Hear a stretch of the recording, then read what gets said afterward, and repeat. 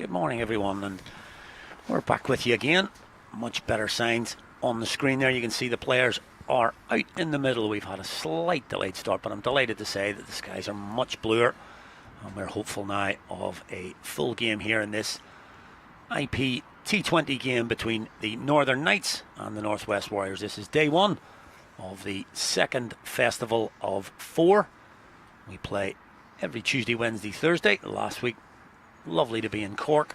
We've moved up to Belfast now for these 3 days, and there will be festivals in Brady and finally in Dublin. So we're delighted to be on the field, as I say. Just a short delay, but on the field here you'll see the Northwest Warriors.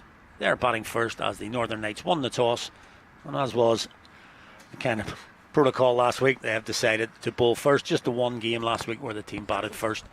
So we're all set to go. Once again, delighted to have my co-com today. Isabel Joyce has joined us, and welcome along, Izzy, to Belfast. Thanks, Ali. I drove up through some rain, but great to see it's looking pretty dry overhead, if not underfoot. We did have a delayed start. Matthew Humphreys, the stand-in captain today. He'll take the new ball, and it's Sam Topping on strike. Oh, a quicker one first up. Andrew Balbirnie at the other end, who's settled into his time at Northwest Warriors very quickly. Paul Stirling been sent into slip now. They've enjoyed the bit of movement away from the left-hander, maybe sensing the chance of an early wicket.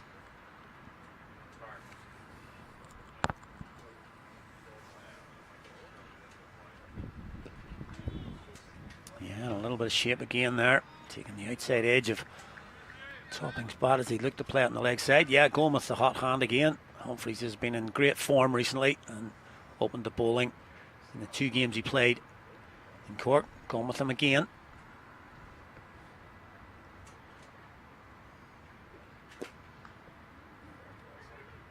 Yeah, good quick single, nice option. Mays wasn't able to attack that. It was hit with a bit of power. He had to move sideways. So off the mark with a single. Very important partnership this for the Northwest Warriors. Andy Balbirnie and Sam Topping, who seem to have gelled well in their short time together.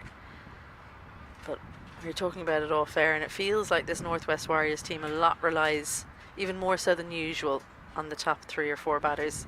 Obviously, they're your top 3 or 4 batters for a reason. You want them to be the ones to do the bulk of the scoring. But probably for Northwest Warriors, it feels like it relies on them a little bit more than on the other teams.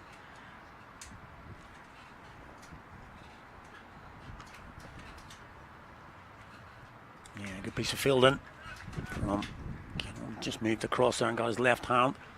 Midfield will still be reasonably quick here, despite that little, well, it was more than a little last night. It was heavy sort of rainfall last night. Hasn't been too bad this morning, but just enough to give us a short delay. The outfield will still dry pretty quickly. There is a wind, as you can probably hear from the effects mic. As usual, there's a wind here at Storming quite open.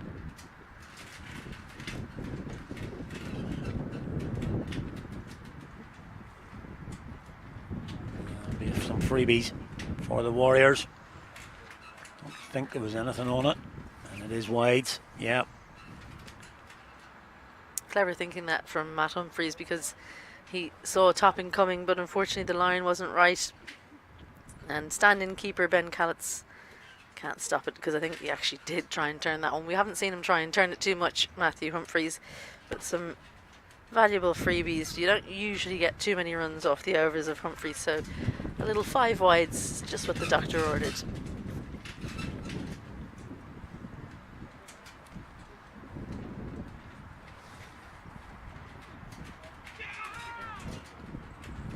Reverse. Sam Topping may have just caught Brian Stirling. Paul's father doing a little bit of fielding there from those wides. He's on the ground today. So last ball of the opening over. That'll be nicely hit down to long on for the single. So after that first over from Humphreys, the Warriors move on to 8 without loss. If you didn't manage to catch the opening festival of the Interprovincial T20 Trophy last week, it was a very exciting one. Every team had a win on the board after the second day, and then it was the Northern Knights who came out on top at the end. They're in first place with a superior net run rate to Leinster Lightning, who were the other team to get a second win. Good comeback from them after losing on the opening day, but their net run rate well behind Northern Knights. Both teams on 10 after 3. Yep, a couple of bonus points for the Knights and the Lightning as well. So the bonus points will be important. If you can win your game convincingly, you can pick up a bonus point as well as the run rate. So obviously the points will be the first port of call, and then your run rate will kick in. At the minute, that win on day one for the Knights is helping them. So going to be Tom Mays, it's Dundonald end to open up to Topping. That's a nice shot, but they've got the cover square. We mentioned that quite a lot in Cork. Your two fielders allowed outside the circle. Quite often was square leg and point. Yeah, indication of the pace of the pitch. And the pitches around the country, you often see quite a square cover boundary fielder and then a backward point, but the fashion has been to have point on the boundary because of the extra bit of pace in the pitches.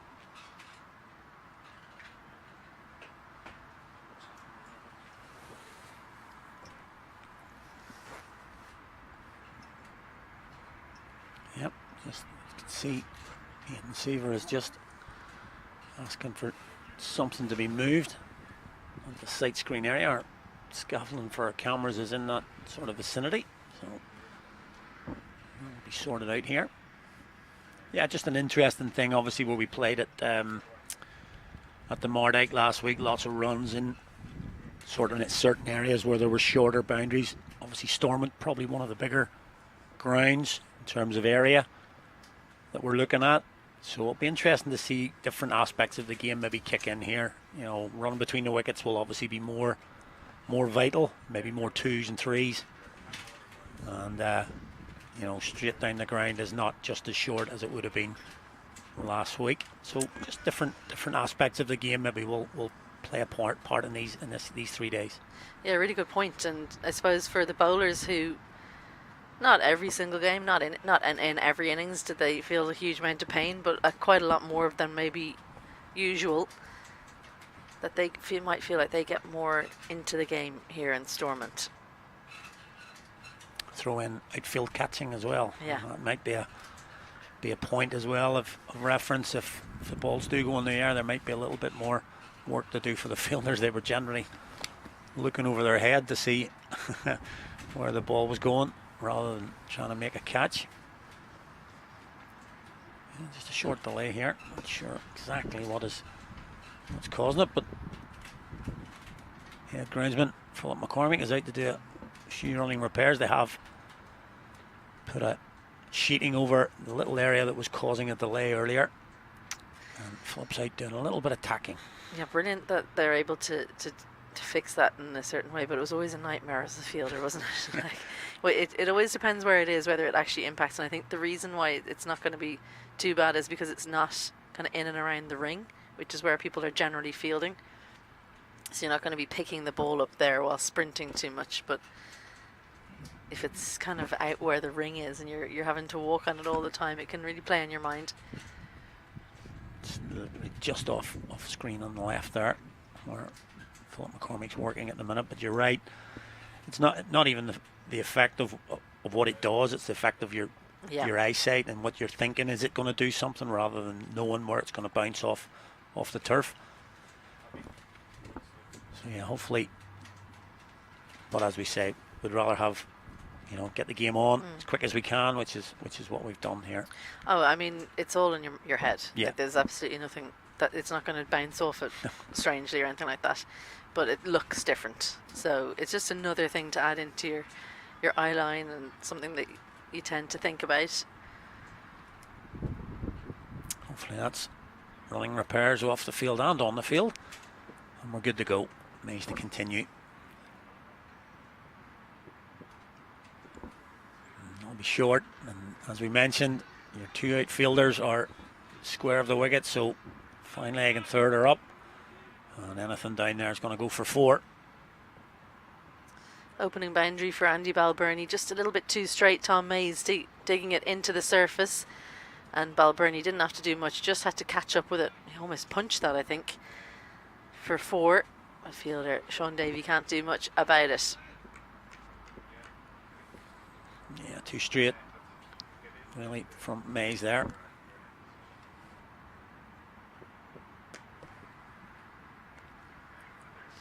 There's that man out on the point boundary for Balbirnie. So it'll just be 1.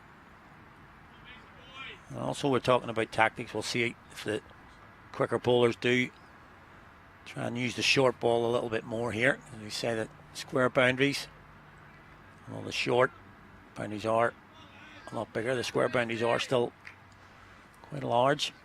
Well, they use the short ball and try and get a few more catches on the boundary with that short delivery. Straight away he goes to the ramp shot, Sam Topping.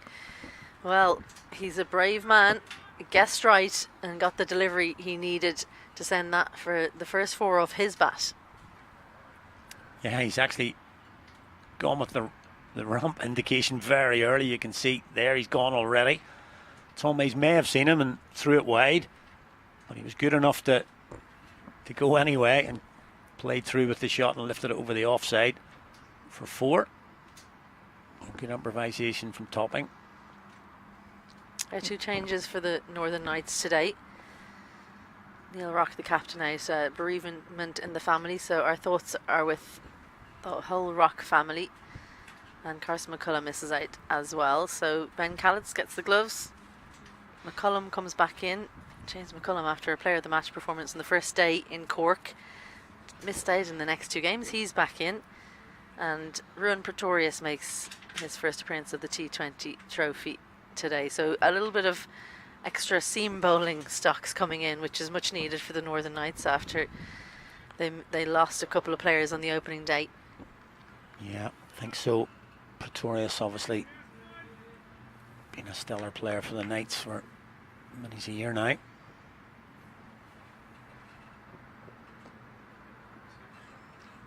A better line this time from Mays, but it's going to be the same result. Yep.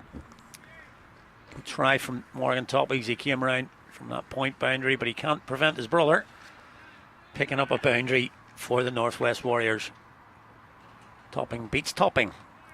Great placement. Just had to beat the fielder in point. Look how tight that was to the body. So you had to play it right under his eyes to send it square. And it was a real teaser out there on the boundary.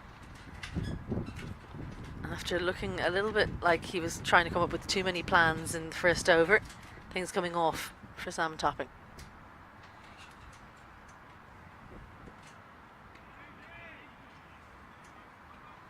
Yeah, Tom Mays trying to fool us there. I think he was going up for that, but clearly missed the outside edge and through to Ben Callitz. But a good over for the Warriors. And a good solid start from them. No wickets, which is key, but also runs on the board. 22 without loss.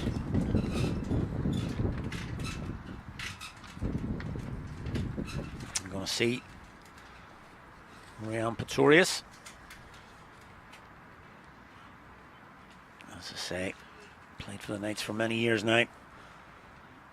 Looked for a while, a few years back, as though he was going to move away from Knights, but came back into the side a couple of years back and had a really good season that year. And then last year, club cricket, he was almost unstoppable at club cricket, and also with the Knights he had a couple of man of the match performances last year as well. So he's back in, and obviously he can do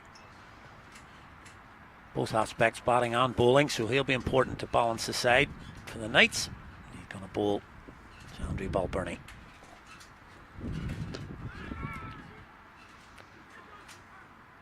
Topping slow, and he could be away here, he could be gone. Well, he's not. Real mix up between the two. We've talked about how well they've run together. I think it was just the nature of the shot from Andrew Balbirnie. Sam Topping was slow off the mark. Yeah, really slow. This is poor running. Just watching the ball rather than getting going, which is his job. Humphreys collects well. And yeah, just about gets in. It needed to be a direct hit. From there, it's actually really difficult if you throw it on the full. I reckon if he'd thrown it on the bounce, that would have got there quicker, and he might have been out topping. So not a life quite, but a close call for topping just as he was getting into things. It's definitely not what the Northwest Warriors need. That would have been a killer blow for the Warriors, a free wicket like that, and he survived.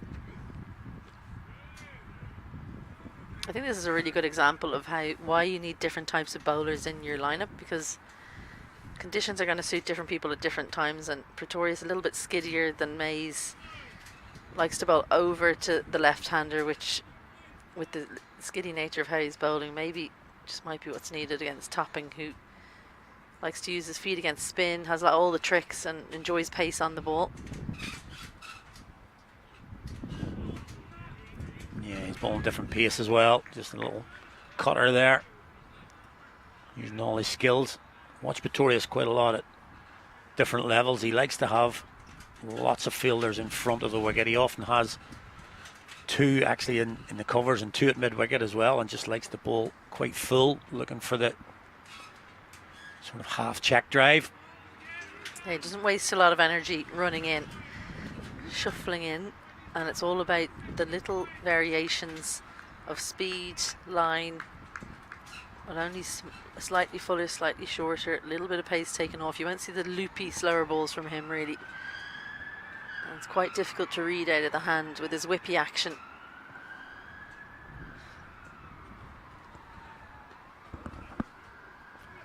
This could be tight as well. Goes to the far end. Paul Sterling, he's on the ring. It's nearly always one. That if you was a better don't, call. Yeah, it was a better call. If you don't, as long as you don't pause, you Yeah. should get in every single time, no matter who it is in third. If they're on the ring, it should be one. But clever thinking bringing Pretorius on against Topping in particular, because he does like those ramps and scoops, but he'd be worried about playing them with the lack of pace, and because he bowls those change-ups. So it just takes a certain mode of scoring out of his options. Yeah, very good from Pretorius. Kind of what he's brought in for, is a wee bit of control there. Plenty of boundaries in the first couple of overs, but just three coming off that over. So excellent stuff from Pretorius, as I say. Just a little bit of control from the Knights there. 25 without loss. Topping 12. Balberry 8.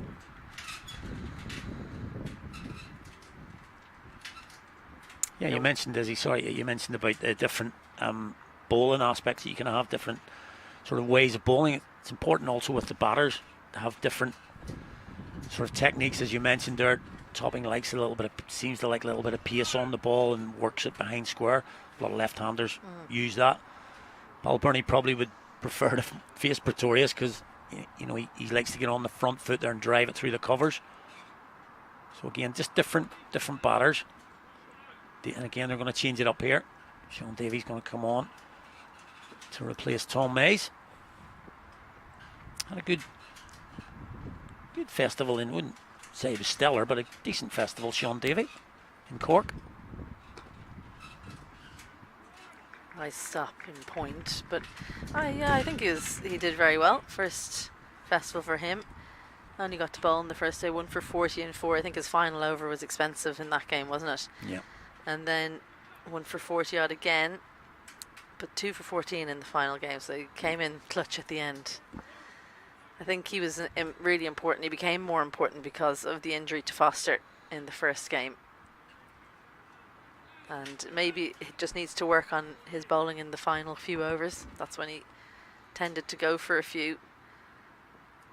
I'd imagine he's someone who's more used to bowling in the middle overs in a T20 at this level.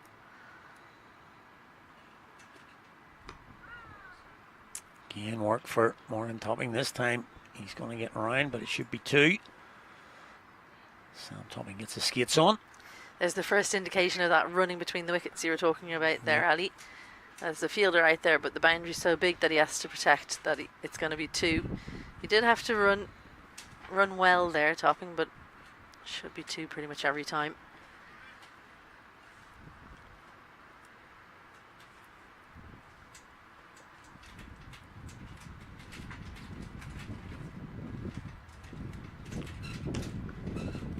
Didn't get all of that.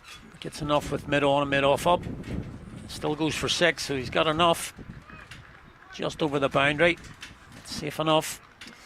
Yeah, clever thinking this from Topping, because he's hitting with the wind, and as it got higher and higher, you could just see the ball sailing with that breeze we've been talking about. Probably a little bit early on it, but safe, and then all the way just about has the legs. Opening 6 of the innings.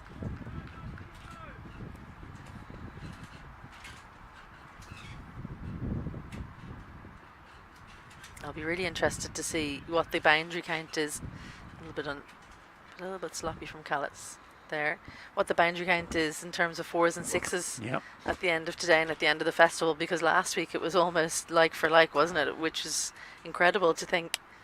Never heard of anything close to even 4s and 6s.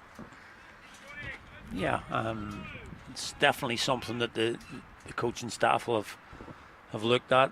It will be different here in terms of certainly the 6s shouldn't be on that level with the size of the ground. That's well bowled from Davey. So they've got to think of different ways of getting those 10, 12 and over. Might not necessarily have been the 6-4 that we watched last week.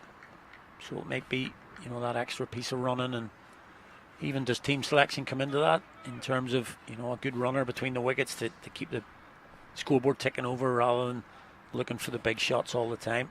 And we've commented quite a lot on the Warriors on how they were really sort of out of the gate from ball 1. That's nicked, and it's going to be a boundary wide of Callets. Maybe his feet were just going the wrong way a little bit there. We'll have a look on the replay. And today it's going to be 4. A little bit streaky from Balbirnie, but he'll take it. Yeah, that's a disappointing finish for Davey. I don't think he meant to get this quite as fine, Andy Balbirnie. These ones always difficult, and as a batter you're just waiting to hear is there a cheer. Just a little bit of shape in meant he was cramped, but Callets had moved just a little bit to his own left because of that shape in, and then he couldn't retransfer over. So could have gone either way, that really. Yep, just those little 50-50s going the Warriors at the moment. I was going to say, as a batter, when you get those edges or things, you're waiting to hear is someone going to cheer, and that's how you know if you're still in or you're out. You can see Balbirnie not really sprinting down the non-striker's end. He was waiting to hear, and then he had a little look back as it crossed the boundary rope. Survived. Good start again from Pretoria. Seems to have got the measure of Sam Topping.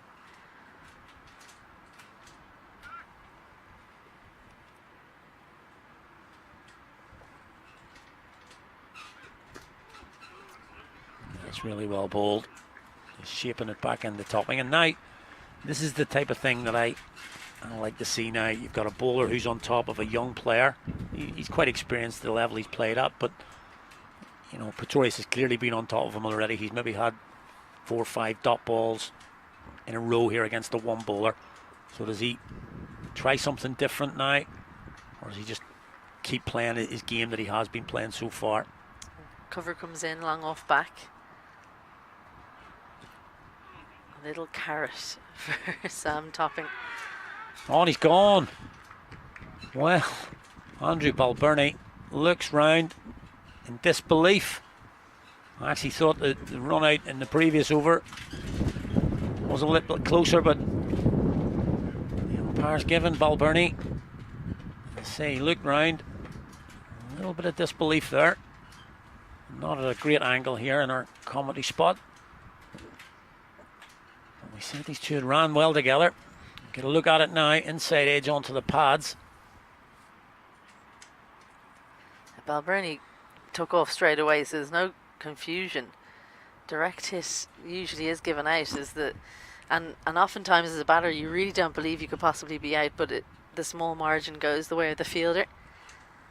So just what we said in the first over, what the Northwest Warriors didn't need is a run out, and they've shipped one in the 5th over. Andy Balbirnie, maybe the dive would have got him home safe. 39 for 1. Yeah, we were just talking about Pretorius being on top of Sam Topping in the first couple of overs there that he's bowled. But it wasn't Topping who perished in the end. His partner, Balburney, we'd mentioned about the 50-50s going with the Warriors. That's a crucial one right there. We've mentioned already, possibly in the other lineups, that top order wickets are important, but maybe not just as much as they are so far for these Warriors. Jake Egan into face Pretorius. That's a beauty. Really deceptive Pretorius. Just looks like he's just jogging in, but still generates a little bit of pace with that action. And that one goes through the Callets. A good strength at the crease there, because he does shuffle in and everything happens in the delivery stride for him, whether it be a slower ball or his quicker delivery. Very difficult to pick up from his approach.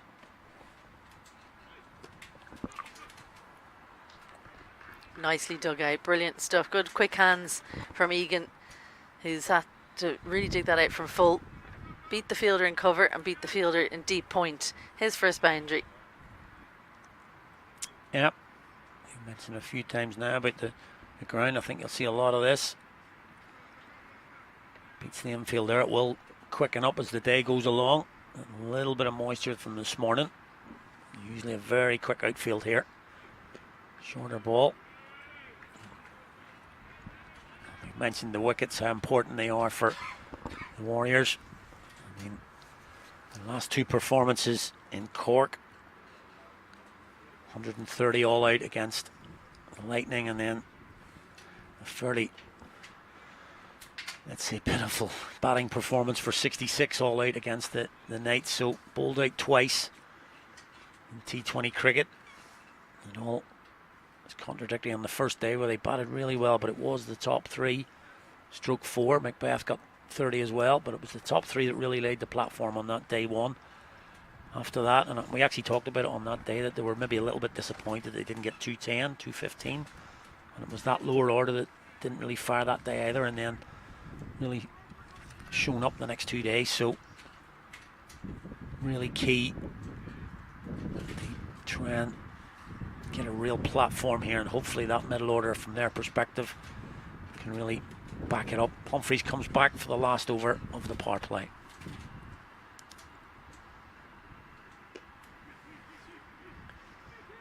Call of 2, and there is going to be 2.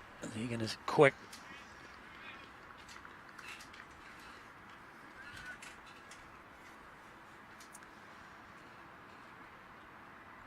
Yeah, I'll be interested to see how the middle order for the Northwest Warriors goes about things, because they've had time to reflect. Maybe it'll be more about the running between the wickets that could suit different people a little bit more.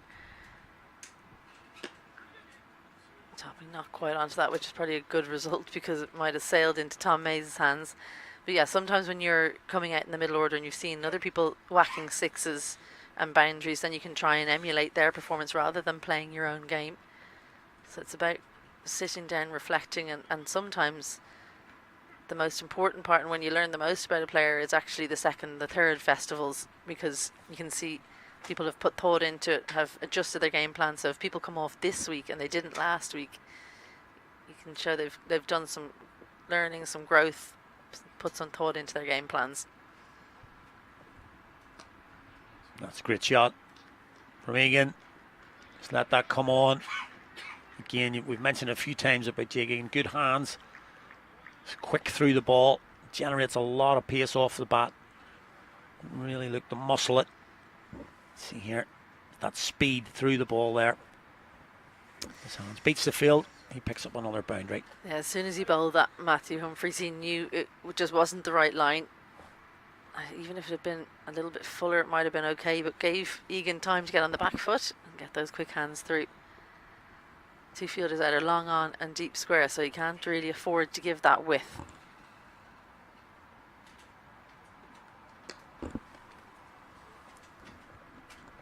Yep, good batting. You can see his initial movement on the leg side to open up again on the offside. Great little shuffle to leg stump just before this ball is delivered. Humphreys does go in at him, but it's a little bit flighted.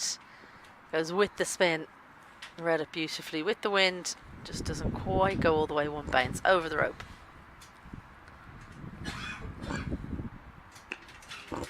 There's the comeback. Quicker ball. Speared in at leg stump. The variations that he's shown over the past few weeks. Matthew Humphreys bowled really well in game 2 and 3. Changing the field. So brings up long on into the circle.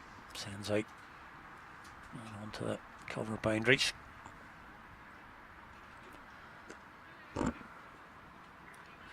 That's good batting. Takes the one. There's 2 boundaries in the over as well. A couple of singles and a 2. So good over for the Warriors to close out the power play. Topping moves on to 23. Egan, who's just come in, 13 from 7, and it's 55 for 1. Great start this from Egan. Seemed to have a really clear game plan against Humphreys in particular, who's been difficult to take down. 12 in that over, which is unusual for him, even in the power play. Brilliant for the Northern Knights to be able to turn to someone like Ruan Pretorius, though, when they've had an injury. His adds with ball and with bat. We're having a little think about where he might fit into the lineup, Ali. It could be quite low down. Yeah, I'm just looking down their lineup here. I'm not sure. Too many below him. Oh, it's beautifully bowled. That's no reflection on Ruan Pretorius' ability. It's I'm looking at the lineup for the Knights. Yeah, but I really, just going back to a point you made in the last over, I really like that, talking about different conditions, and I think that's the good thing about the tournament. You can see progression over these 4 weeks. I think for the coaches and selectors as well, you can learn a lot about players' resilience by, if they don't have a good festival, you can feel really down because, one bad game, if you have a few days off, you can put it behind you. But festival games, they come thick and fast. There's not really any hiding. And if someone manages to come back from something like that and perform well on the next festival, you learn about their resilience and their mental fortitude. We're outside the power play, of course, now, so field has spread, long on, square, fine, and cover out.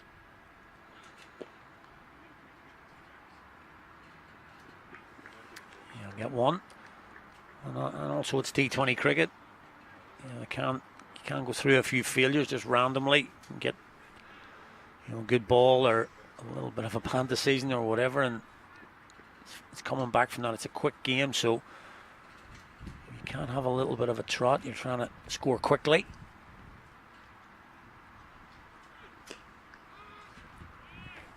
And I do think, knowing Jiggy again, when he plays it, this ground might suit him. He does like to, despite the fact he's got off with 2 lovely boundaries against Humphreys, he does like to rotate strike 1s and 2s and get into his innings before maybe he looks to power hit. That's his usual sort of mode. Change here again. Paul Stirling comes up at 45 on the leg side. Mid off goes back. That could be out, and is. Well bowled from Pretorius. He's been plugging away on that off stump. Maybe just a little bit of a fish there from Egan. It started so well. Maybe he was just trying to run that one away rather than punch it into the offside. I think you're being a little bit kind there. I think it was just a big fish. He's had a few, to be fair. Egan, it's been bright and breezy, but it's over now. 14 from 11. Northwest Warriors, 57 for 2. And Pretorius had dropped long off. Good thinking from him. He's hit this length a few times against Egan and just got the ball to leave the right-hander. Pushed at it, looking to get a single. And Ruan Pretorius gets just reward for some very controlled bowling. Have a look at the angle that he likes to send the ball in at here. Just a little bit beyond the vertical and then straightens up. Great bowling. You can't leave it. So sometimes you got to take your hat off and say, well bowled. And actually, I don't think it was really a fish. It was just He had played the line that it was coming in at and was beaten with the seam movement. Yeah, really good pictures on that one there. That slow motion, you could actually see the ball straightening from Pretorius, and an excellent ball. It gets the wicket, but I think his entire spell so far, it's coming up to the end of the third, has been really good. Both to the left-hander Topping and now the right-handers. Scott Egan gets the skipper in. He's straight on the drive. Although Carmichael's quick, can't prevent two. A nice start from McBride on the drive, as I say, but great stuff from Pretorius. Just the 11 coming from his 3 overs so far, and that wicket of Egan, 59 for 2. He's got such a good knack of bowling dot balls, doesn't he? He just manages to find a way to eke it out. The way he changes the field, ball to ball, keeps the batters having to be mentally agile. In the previous over, Egan went to try and get a single through cover, and the fielder had come a little bit square, and that extra dot ball, maybe he wouldn't be on strike if he'd managed to get in the gap. So all these things make a difference. 4 bowlers used so far, and May's the most expensive, Davy as well. But Pretorius, look at the economy rate, incredible compared to the other 3 bowlers. He's been the one keeping a bit of a lid on the scoring rate of Northwest Warriors. Yeah, you've mentioned it already. Good guy to come in. Not the worst selection to come in. With his ball in hand. And obviously we may see him later with the bat. Kane Robertson comes in now to replace Humphreys. Quick single from Topping, who has been down the other end for a little bit the last couple of overs. A bowler, one left arm spinner out of the team today, Carson McCullough. A bit harsh, 3 for 16 in the last game, but it's all about the balance of the team, and you'd feel maybe 2 left arm spinners is enough for any team to have in their lineup. So a little bit unlucky for Carson McCullough to miss out. Bowled well in general in the festival last week, so a bit of competition in the Northern Knights left arm spin department. Yeah, no bad thing having 2-3 in a particular discipline. In this case, left arm spin. He's just a little bit different. I think the reason they've gone with him is because compared to Humphreys, he's slower through the air by and large. Good against left-handers, as in particular. I think he got Chris de Freitas out, didn't he, with that kind of flighted one that went on with the arm, went past the outside edge for stumping. Not afraid to take the pace off, which is a skill in of itself. That's a nice shot from Topping on the sweep. Makes good contact and gets it behind square. And that's what gets him the boundary rather than go straight to square leg. A great commitment to the shot. A little bit slower through the air, but gets inside the line of the ball, sends it backward of square. There's a 45 in place, so all you have to do is beat him.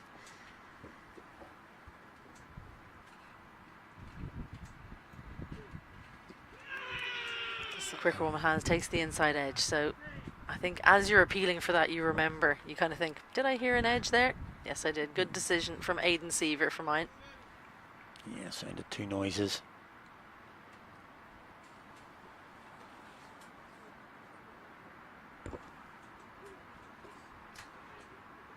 Sweep again, but this time is straight to that man at square. 2 men back on the leg side for Topping. And the boundary in the over, but a couple of dot balls thrown in there means it's just 7 from Robertson's first. 8 overs gone, 66 for 2.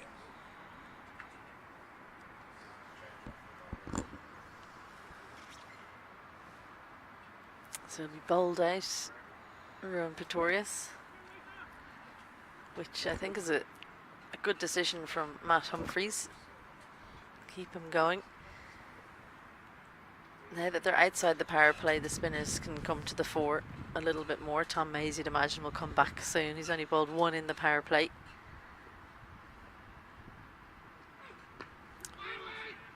Yeah, a couple of things. Obviously what we've discussed about the middle to late order of the Warriors. Knights skipper and coaches may be thinking if we can pick up one more now before the 10th, that'll be important. So they're going with Pretorius. He has been very controlled in his first 3.1.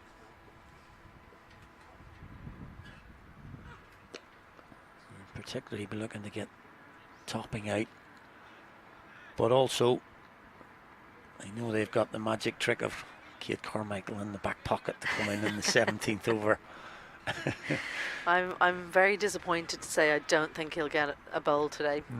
Not with Pretorius coming in, so that's the disappointment for me in this new selection. You're definitely going to get a couple more out of Mays and Davies soon, and you've got the spinners as well. Streaky, and there'll be work to do in the deep, but Morgan Topping makes good ground. Yeah, there's that 2 again. That was not that far away from Topping, but he had to sweep around the boundary. It's much more of a sort of pocket on this boundary as opposed to the one at Cork, which, if you remember, sort of cut across. So anything sort of in that pocket, you've got to go 5-10 yards, makes it look a little bit longer as you sweep around the boundary, so you can get back for 2s.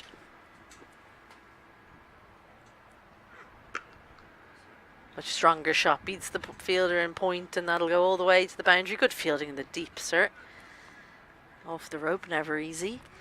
But McBride, I have to say, last week he looked in a mood as well, but he somehow gave his wicket away a couple times. Northwest Warriors will be hoping this is the day he pushes on.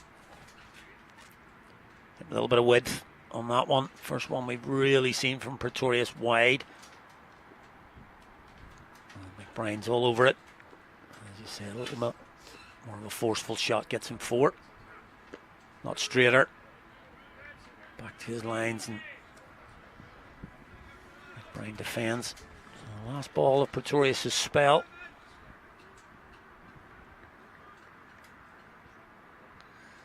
He got 12 from 8 against the Northern Knights last week. Just got 2 in each of the other games. One was a not out. He suffered that shoulder injury in the second game, and he got hit on the shoulder. So Ruan Pretorius checking out the upstairs.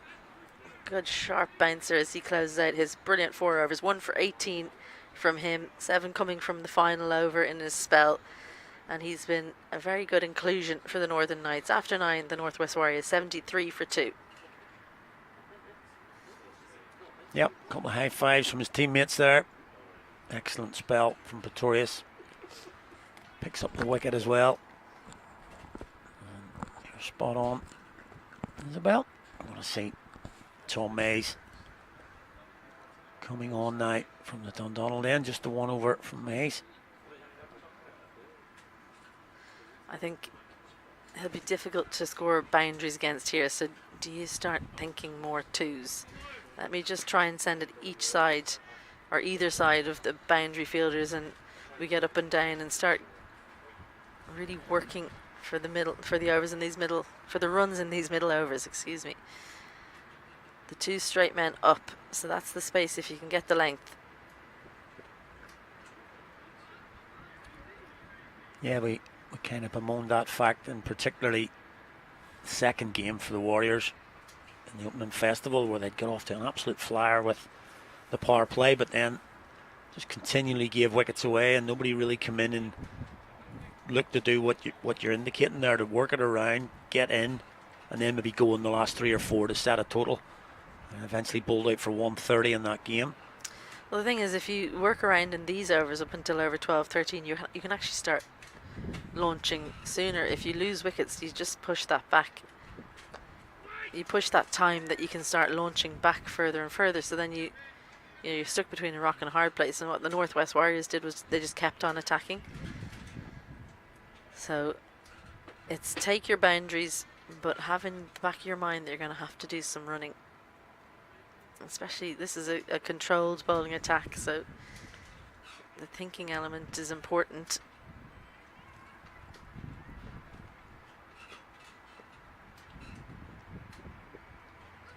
That's a bit of fortune. Goes the way of Andy McBride. A little bit of shape away, good length. McBride looking to send it leg side, gets the edge, And goes over Callets. Yeah, a little bit of a grimace from Tom Mays there.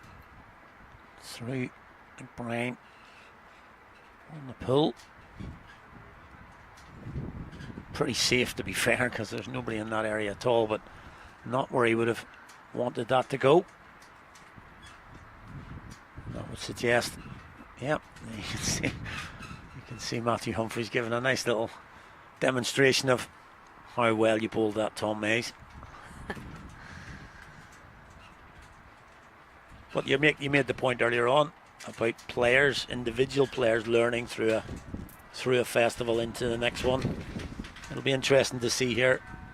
Have the coaching staff sat back and thought, well, was that the right way to go? Is there a different way we can do it and post a better total? So sacrifice maybe a few boundaries between sort of the 8th over and the 14th over in order to maybe score more at the later period. Yeah, but that's not really the coaching staff. That comes down to the players. You can say all you want. It's when you're out in the middle, you've got to make the decision yourself. And one of the most frustrating things as a coach is when the players you've been coaching, as you'll know yourself as well as anyone, Ali, but they're wondering, what have you been teaching them? And you go, well, I haven't been teaching them this. So, the coach can only lead you to water. You've got to drink.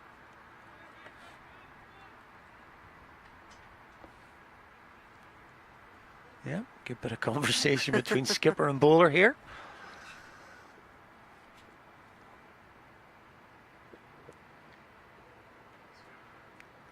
Spin bowlers, spin bowling coaches, or spin bowling captains always want seamers to bowl bouncers. It's a story as old as time. If you've got it in your locker, I'm gonna, as a spin bowler, if I'm captain, I'm gonna say, come on, let's see it. Duly obliged. There they go again. Goes.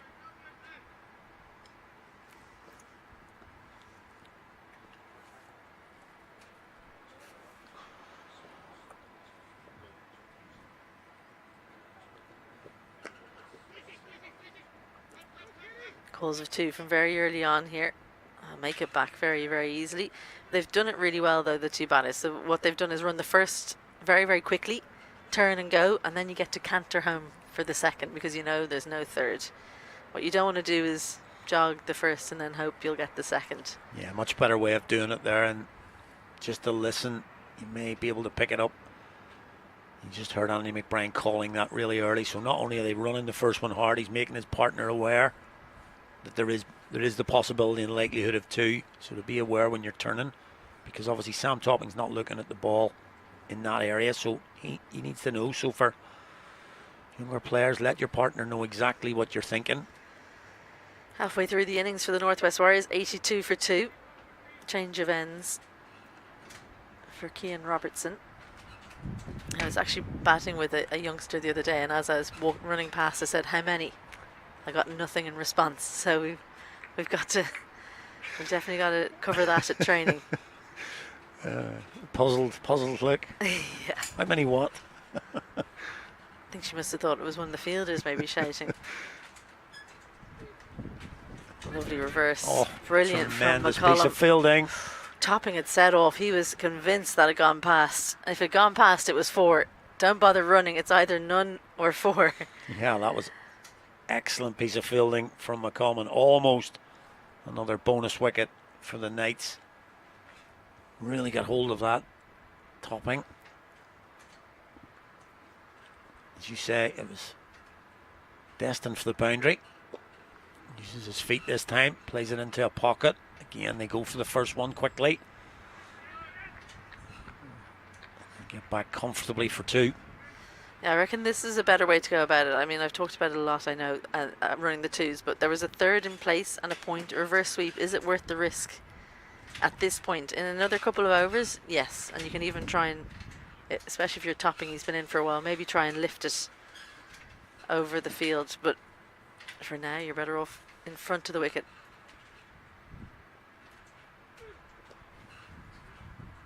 Pretorius work to do. The 3 fielders on the leg side out, square, mid-wicket, long on, and 45 on the ring. Cover and long off out as well.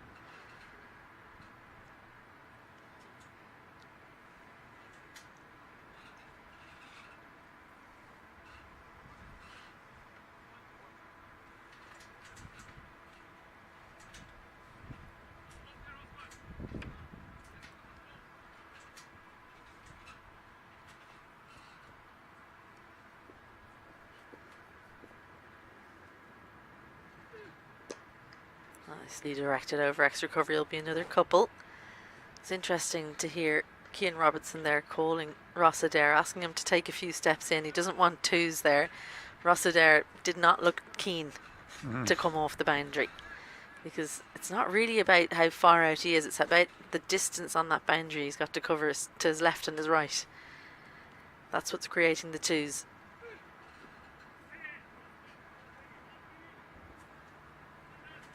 Yep, they are appearing anyway at the moment in these middle overs to look to work it around a lot more. Topping been in from the get-go.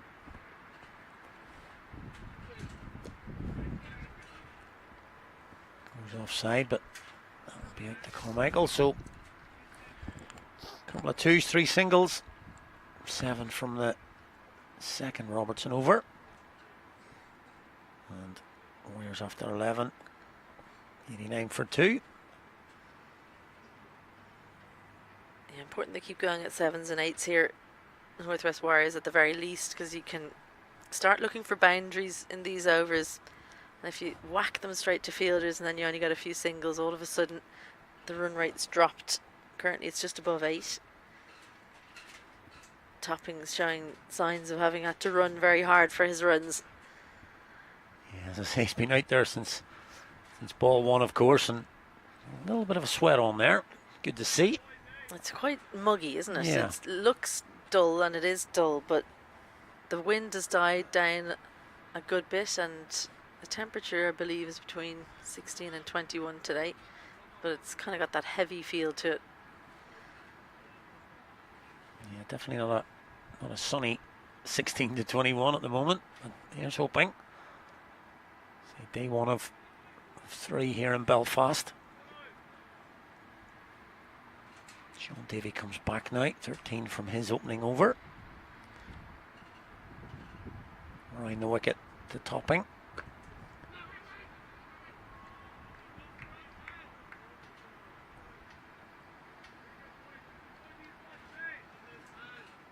Topping just the 3 boundaries and 1 6 in his innings so far.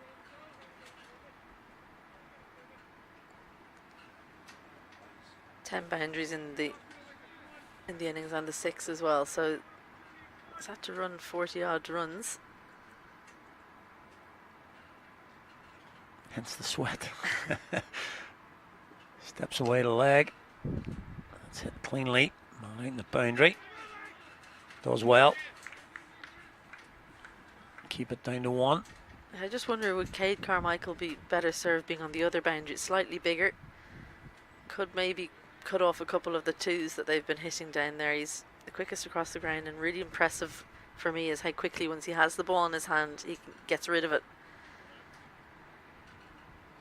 Yeah, pretty much every team he plays on, as soon as the power play's done, in whatever format, he's the man, does the sweeping. Yeah, he'll generally be on the square boundary, you'd imagine, because he's not the tallest. Your taller catchers you have on the long off, long on boundaries by and large, but your quickest usually in cover or mid wicket. Yeah, he's definitely sharp. It's Carmichael. He's been good with the bat as well so far in this tournament. We'll get to see him second half of this game.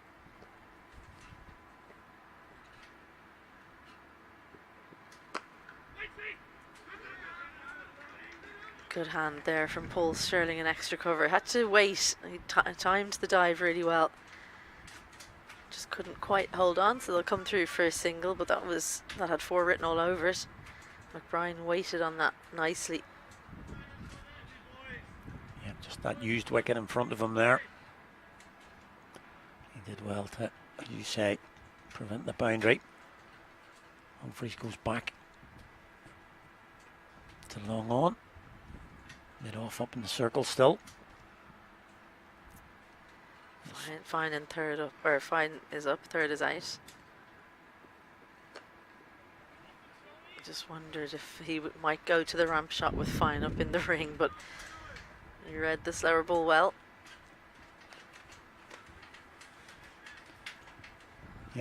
There's the change for McBride immediately. Just caught him on screen there. Sean Davey points to the boundary, telling his straight fielders he wants them both back, and brings up both behind the wicket. McBride not a great one for the ramp. And they'll look to come back for 2 here, and it's really nicely really weighted. No chance. All the fielders out on the boundary. Tight to the rope, so a couple to close out that over, but a good one from Davey. Good comeback.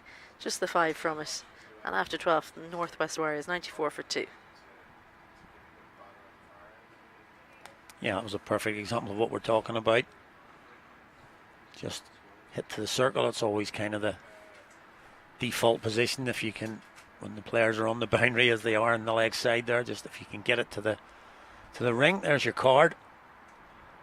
Paul Burney was run out by Ross Adair, just getting going. That was an unfortunate wicket for the Warriors. Egan was done from a great piece of bowling from Pretorius, just nipped away off the seam for 14, but these two have settled the innings. Topping's been there from the start, 39. McBride's come in, been really energetic, as is his usual, 22 from 16. In a decent position, the Warriors, 94 for 2, with 8 overs to go. What I've really enjoyed is just the low risk nature of how they've gone about it at this period in the game. Usually your power play, you kind of earn the right to take the fielders on by the fact that it's early on, and you know you're sent up there to do a job, score boundaries while the fielders are in the ring. Then if you can manage to keep wickets in hand late on, that's when you can maybe take a few more risks. Or the other time is if it's your matchup. You've got a bowler that you feel you can take down. McBride wants to take on Cian Robertson. A lovely looking stroke, didn't even need to hit that hard, just stayed with the shot, stayed in the shape, and just had a little jog while he watched it sail over extra cover. Just about didn't reach the boundary. Yeah, really nice placement as well. Just opened the face, you can see there, just opened his hands a little bit to hit it over the cover fielder, as opposed to hitting straight down the ground where there is a fielder. I love that replay. We didn't even have long enough to see the ball land. That's how high up it went. Yeah, they won't manage to get a second there. Pretorius able to attack that straight in towards the pitch. Yeah, these two, but that's the 100 up. They're setting up a really nice platform here for the Warriors to kick on.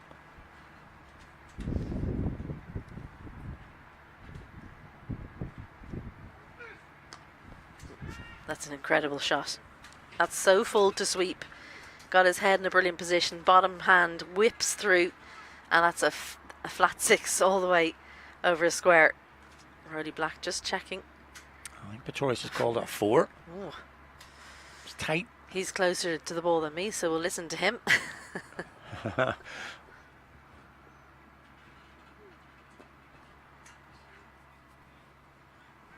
he looks to have a pretty decent technique with that sweep. If you can sweep a ball that full, you know you're a good sweeper. Especially when it goes for 4 as well. I often see that Andy Balburney is particularly good at sweeping, so if he chooses wrong, he'll manage to get the bat down. It might not go for 4. So that one was very impressive. Topping being asked to turn and go. He'll come back. Yeah, good pressure being applied. Means he forces the fumble. Comes back for an easy 2.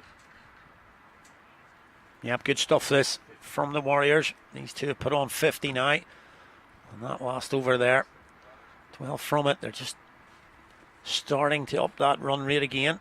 37 balls for the 50. There's your breakdown. McBride has 29 of them. Topping 21. So just that little impetus that Andy McBride has given to the innings without, as you've mentioned, is he not taking many risks. He's not trying to crash the ball every ball. He's just working it around, gets the boundary when he can, but also working 1s and 2s. You can see the energy he's brought. He's 29 from 19, as you say, without taking those risks.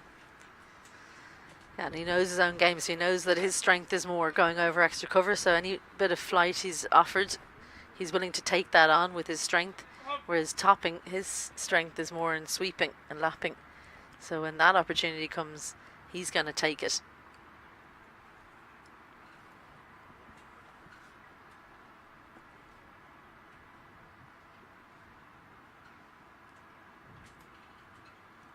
Humphreys back into the attack from the Dundonald end.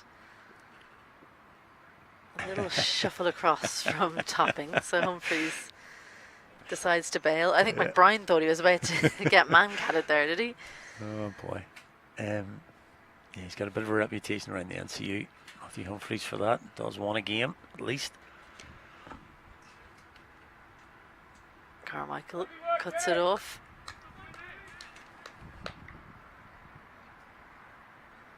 There's that pace you're talking about. I like the way he gets his hands right well in front. Collects the ball nice and cleanly most of the time. Really good boundary rider is Carmichael. Yeah, some of the pace on the boundary though isn't necessarily how fast you run, it's how good your anticipation is, and clearly his anticipation is brilliant, and I think that's why he's actually quite a useful bowler, even though he's got no pace and he's not a spinner. He just reads the batters and what they're trying to do. So if you can judge, like Ruan Pretorius, because he's not the quickest across the ground, but he was setting off before that ball was hit, and he's the other fielder who they haven't been able to run to. So if you can anticipate, you can get moving early on. That can be the way that you can cut off the second. It's not always about your speed or how quick your throw is, although those help a lot.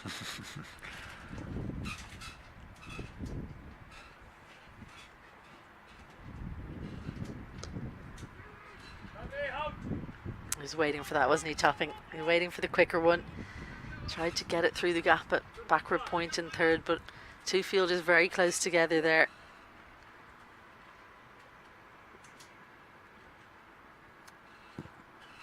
Comes over now, around the wicket rather.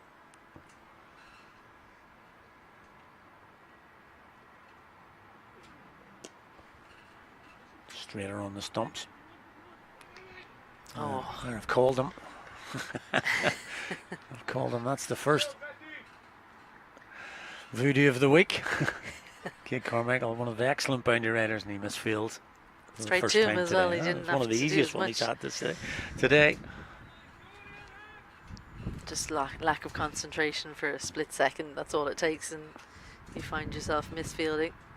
They did well to run hard though, the first one, because they could have easily jogged it, assuming he'd stop it. Quicker one right across Sam Topping. So Humphreys bowls a good over, just slowing things down ever so slightly, 4 from it, and after 14, Northwest Warriors 111 for 2. Yep.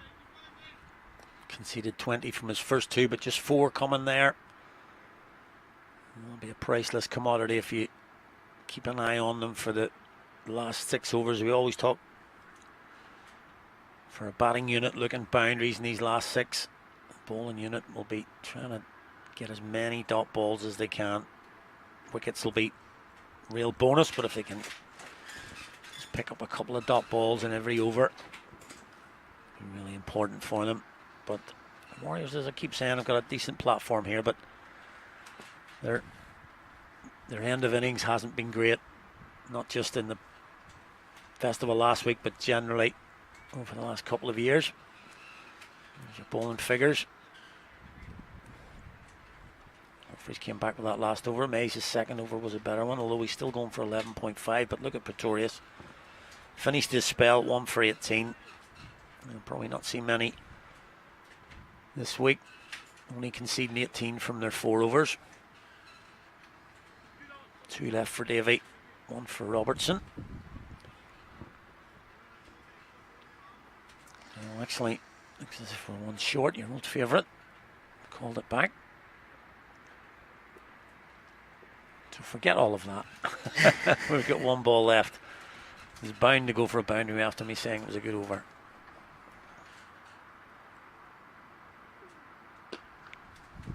Should be 1. Robertson cleans up, and now start all of that all over again. Wow. And instead, why don't we change it up. We're going to explain in case you're only joining us now and you're wondering why we're only 14 overs into the first innings. We had a delay this morning due to some surface water. It was heavy overnight, and a little bit of rain this morning meant we started a little bit late, but we haven't lost any overs. It's a full 20 over fixture. The Northern Knights won the toss and elected to bowl, as we've seen almost every fixture so far in this festival. And Sam Topping opened the batting. He's on 49 from just 45 deliveries. McBride added impetus to the innings, 30 from 20. 6 overs left to launch, and maybe now is the time for risks to start being taken. Calculated risks as Cian Robertson comes around the wicket. There's going to be a little race on between Robertson and is it Davy in the deep, but they can't stop the two. And it's 50 for Sam Topping. He's had to work very, very hard for it, but it's been a rewarding innings for him. Northwest Warriors show their appreciation in the deep, as does his captain. And now is the time where maybe he can feel he can launch and start to hit big. Yeah, it's been a different 50 from his 50 last week. He opened the festival last week for the Warriors with a half century. He's got another one in the day one of this one. Slightly different innings, as you mentioned. He's had to work a lot harder for this one. Doesn't mean it's any less important. Now can he kick on? Give the Warriors a real good finish. Happy just with the one this time. Yeah, that just shows you how a little pause means you can't come back for the two. He had to wait for that to get past Robertson. So that little bit of effort from the bowler saves him a single, even though he didn't collect it. Change in field for McBride. They're going to take one of the fielders operating a backward point and put him in 45. So McBride, does he have a reverse sweep up the sleeve? Haven't seen much of it from him. No. Man on the leg side, boundary come a little bit straighter as well. He goes straight down the ground. That's a lovely shot. Straight as an arrow into the side screen. Good option from McBride. He moves on to 34. So good down the ground. Little shuffle down the pitch, a skip, hop and a jump. Good hands through the ball as well. Doesn't try and overhit it. You can see from that his backswing not huge. More about the follow through and keeping his shape and the placement.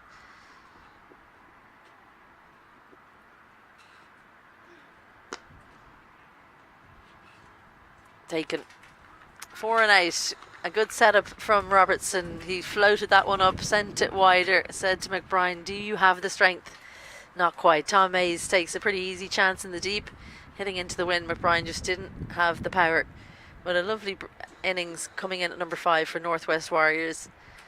He's frustrated, but it's been an important one for Northwest Warriors. Goes for 34 from 22, 4 boundaries in it, and a healthy strike rate of over 150. Yeah, you can just feel the frustration there for the skipper. He knew he'd done the hard yards, got his boundary the last ball, but yeah, you can feel it there straight away. He started to walk off. Really good point you make about the wind. It did just hold up a little bit. It's a long way down there, as far away from us as possible, but we could watch Tom Mays just moving around and takes the catch. McBride goes. Well made 34, as I say. He's just given that little bit of energy and impetus into the innings. Basically, he's trying to up the rate. He'll now hand on to that underperforming middle order now and see if they can get the Warriors up to a really imposing total. Graham Hume is the man challenged with that now. He'll come in at 5 and join Sam Topping.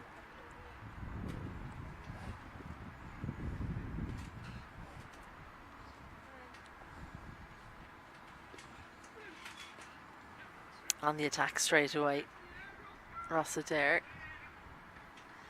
picks up well, but good running from Graham Hume. The fresh legs. Yeah, not renowned for his sprinting up and down, but that was excellent from Hume, just out there. Well, he's read the assignment. He's watched Yep. the other two out in the middle and said, right, it's twos. That's what we're going for. You've got to expect to run two. If it manages to go over the rope, great. But twos is the order of the day.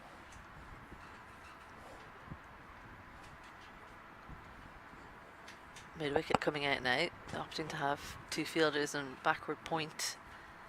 So we could see Robertson try and bowl the slower one outside off.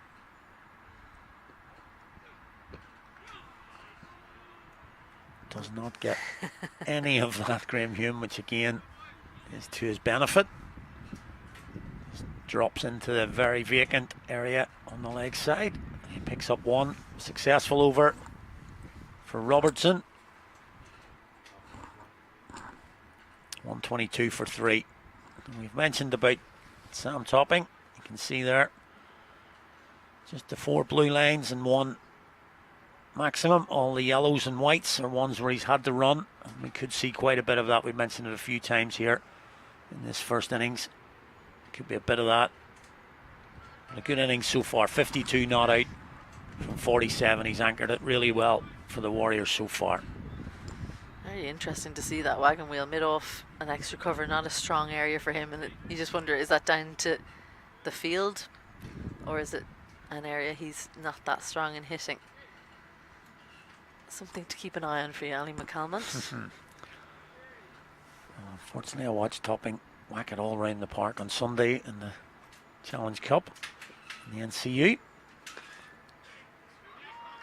Excellent fielding in point. Ross Adair, his trademark little forearm throw. Good dive from him. Sean Davey will be appreciative.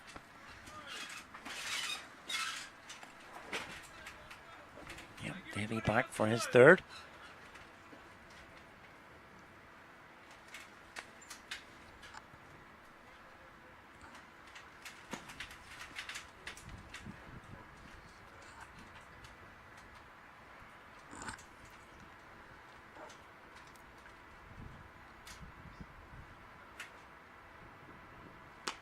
Set up for that, wasn't he? He was waiting for the slower ball, gets it right between the fielders, and Cade Carmichael has to just watch it go over the rope.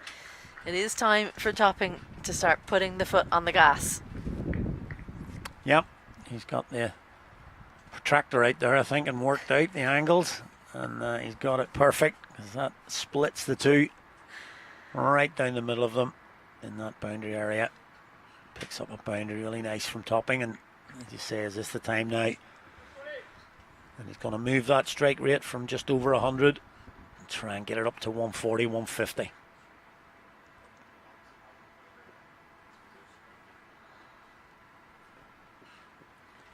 Cheeky, very cheeky. Didn't even move his feet really. Fielder's up in third and point, and he's decided, right, I'm going to take on the keeper. Uses all the pace. Brilliant shot. Back-to-back boundaries. Yeah, we've seen his ability to sweep the spinners, and interesting little technique there, you see, as he knew he was going to play the shot, just flips the hands and actually gets the bat almost horizontal to the ground and just flicks it over the keeper, and that immediately changing the field. They're going to send back third and bring up mid-off. I think that's a good option. We were talking about his wagon wheel. Stronger behind the wicket maybe than down the ground over mid-off anyway. Very good between long on and square, but can he take on mid-off? A little shuffle leg side, but followed by Davey. I think that, you know, as a bowler, you have your areas you don't like getting hit. Seam bowlers generally don't like getting hit over long off or long on, but you have to take the batter that you're facing into consideration, and Topping just finds it so easy to play those ramps and reverse ramps. You're right, I'm really interested to know why he feels he needs to twirl the bat 200 or 300 degrees rather than just the 60 degrees. Yeah. We'll have to ask him that. A little bit of flair maybe. Yeah, maybe for the cameraman, but he plays it quite well. It's one of his go-to shots. Hume now, he's down the ground, but get enough of that. Humphries comes around and fields. I don't know if I'd like to be coached by you, Ali. He only plays it quite well. Quite well, yeah. Not very well, not No, excellently, no. not stylishly, just quite well. Quite well. Oh, tough man to please. Always. Always. There's always room. So you're that coach that if you say good, the players know it's actually excellent. It's just a different scale. Yeah, it's a wee bit like the old thing, kills 99% of the journey. You always got to leave that little bit, you know. Yeah, you leave I leave like a lot. 70% up there at the top. Something to achieve. Do you ever give the excellent? What does it take? Oh, yes, absolutely. Oh, good. Absolutely. It was an excellent delivery from Ruan Pretorius. It I remember was. you There saying you go. that. Yeah, There you go. See, do you save it for the bowlers? They need something. He does take on that mid-off fielder. Does he perish because of it? No, it's just got the legs. Maybe that wind helping him out. Graham Hume coasts back for the second. Almost a plan paying off, but Topping survives. Davey closes out a pretty expensive over 13 from it. And after 16, Northwest Warriors, they're getting a bit of a wriggle on 135 for 3. Yeah, but will be interesting. We sort of picked up quite quickly down in Cork what a reasonable score. It was a quick scoring ground, and we heard the captains always saying it was a very difficult ground to defend, and that's why most opted to bowl first. Here, it takes a little bit longer to work out what's a good score out there, because as we've said a few times, you know, you can score quickly without boundaries, and lots of twos here in this so far. So it'll be interesting whether that 170 is a good score. Yeah, I think what you can do is you can go around 10s or 12s without taking loads of risks. What's difficult is going above that. You need to score 4s and 6s to get the big overs, your 15s, 16s, your 21, 22. So we're unlikely to see many of those overs. So I reckon par 175, good. 185, anything above that is excellent. Tom May's back. And there's that shot you're talking about, that if you go, it's pretty much one, because the fielder's right on the ring, and they're pretty much happy to give one there. They're not worried about trying to affect a run out. Now, the only time that it didn't pay off was the reverse sweep from Topping that got to McCullum Too like quickly, the speed of light. Yeah. And also, if you're sweeping, you have to get up and then run, so that adds a second or two. Nicely bowled from Mays. Saw Topping opening up, followed him, but also got the length. I think the bowlers have read really well that Topping's switch gears and he's looking for boundaries. The boundary option over, mid-off and extra cover. So it's almost like they're bringing those up and then daring him to try and go over and bowling exactly what's difficult to send over there. Good thinking from Northern Knights.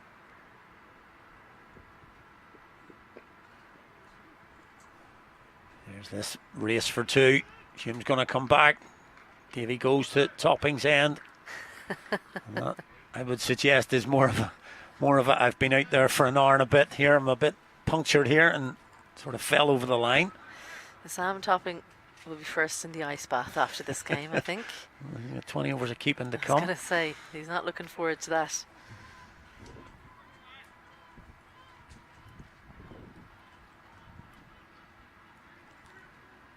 Yep, you can see there. I can actually hear him. You maybe don't hear on the mic, but you can hear Tom May saying 3 or 4 in. Heard that quite a bit. Don't get hit over his head now. Oh dear. The wide down leg side, not what was needed, just angling into Hume's pads ever so slightly too much. And a valuable 5 wides goes to the total for Northwest Warriors, second of the innings. Yeah, and there was one, as you mentioned earlier, in the innings, but when you're into the last 4, it just seems like it counts even more. With the death, extra ball, but also a boundary. It's the same amount of runs. It just feels a lot worse in these last death overs. I just maybe worry a little bit too worried about mid-off and extra cover both in the ring there. He's Edged and gone. Yep. You could hear it. Straight through to Callets, and he could come back from Mays. He'll be really disappointed with the previous delivery. It just tucks Hume up. Wasn't really there for the cut shot that he tried to play. Healthy nick on it. through to Callets, and Graham Hume goes for 8. Great double bluff there from Mays. I think Graham Hume had an idea what kind of shot he wanted to play. He expected the fuller delivery, and the short ball took him by surprise. Hume not in any position to play the shot. He goes for 8 from 7. Northwest Warriors 144 for 4.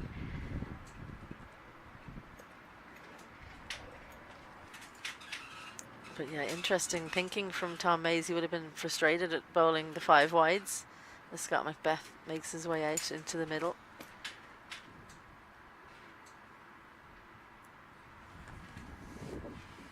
Yep, interesting that Graham Hume came in above him at 5, but he's out there in the middle now.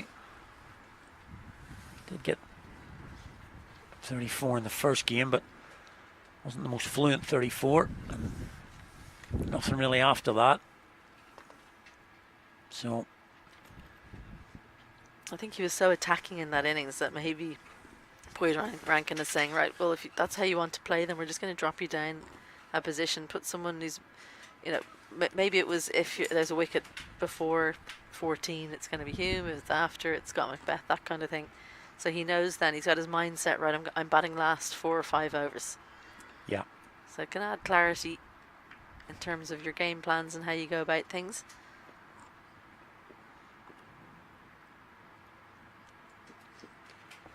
Little glove over the keeper, and that's very, very useful to get you off the mark. Extra pace, extra bounce, 4 runs. Yep, with the field set here. Anything on that at all? Going to run away. He'll take that to get him off the mark. Waking you up a little if you were not too sure. It'll get the mindset. I might need to get my eyes checked. I thought that was a glove. It's top edge. Well, 1 ball. He's in now. The eyes have been opened. Yeah, just the 3 overs to go after this delivery. Much fuller. Just bunts it down the ground. Will be a single. So gets the wicket in the over. The 5 wides kind of ruin it a little bit, but important wicket. And it's 149 for 4. 3 overs to go. Yeah, I wondered, would he go the full ball there? How would Macbeth's feet feel after that sharp bounce? He just about caught up with, and he was ready for it. So 18 deliveries left, and imagine that Northwest Warriors are hoping for about 10 and over at least. I think 180. They'll feel they have a chance of defending. McBrien's 4 over is very important in that. If he can take a few wickets, great, but he'll probably be thinking of dot balls more so. Yeah, and also Graham Hume will be looking to play the Pretorius role probably. Try and earn a little bit of control. Robbie Miller as well. He was in the wickets last week. Very, very excited to see how he goes back-to-back festivals. 6 wickets from him, a little bit of an unknown.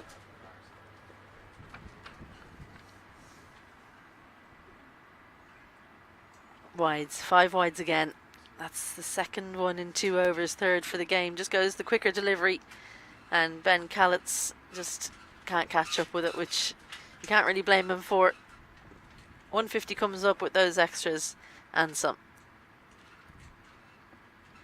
Yep. Definitely be chatting about that later. Give it away. 3 wides in the first place, but all going for boundaries.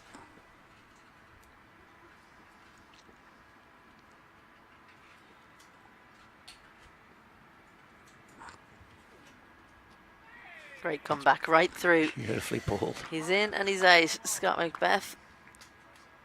Nice pace, little bit of turn, completely foxed Macbeth. So he's been held back till late on in the game, but he hasn't had much of an impact in the batting innings anyway. 5 for Macbeth from just 3 deliveries, and the Northwest Warriors lose another one, 154 for 5. Yeah, well, bit of a kick of the turf from the first ball, which went for 5 wides, but right back at it from Humphreys. And that's just just seem a little bit more rip on that one, and hits the off stump. The second time Macbeth's been bowled by the spinner in this tournament. Another wicket falls. 54 for 5 now. This is such a beautiful left arm spinner's delivery. Great shot of it there as well from our grain cameraman. Got lovely drift in, forced Macbeth forward, and then the turn away. You hear the death rattle. You can see the disappointment in Macbeth's face. Needs to work on how to face that type of delivery. Wilson out, gets the quicker one straight away.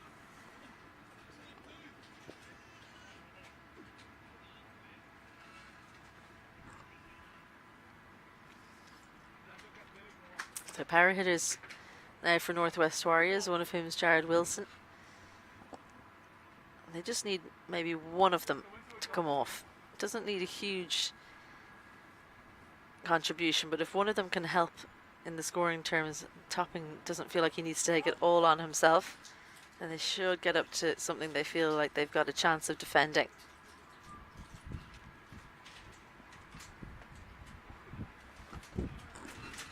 Top edge, I think he's got enough of this. The quick hands we've spoken about from Topping before just about saved him. I think Humphreys thought he was in with a chance. The wind maybe took it as well. But that could have been 2 wickets in the over, and that would have really halted things for Northwest Warriors. Yeah, particularly Topping. Chased down from Humphreys. Almost a cardinal sin of calling for 2 there, but keeps it down to 1. Brings Wilson back on.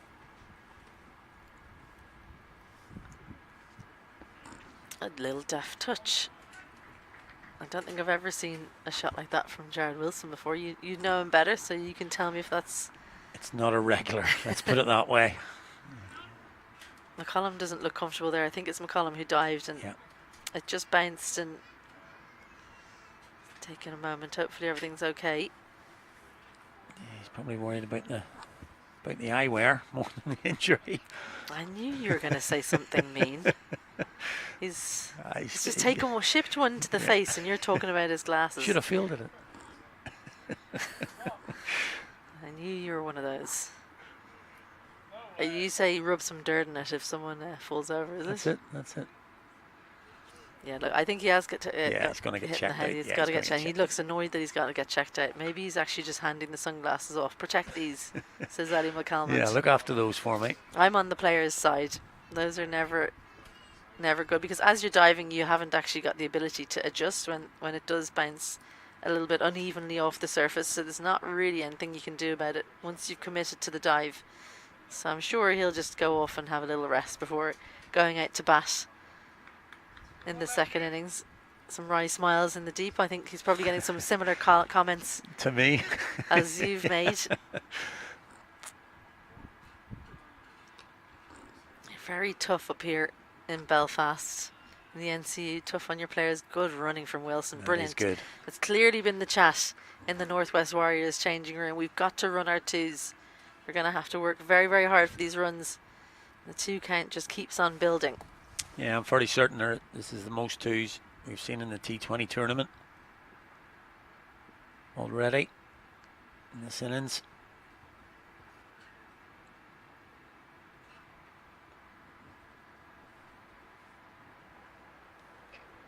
Really quicker ball there. Fired in.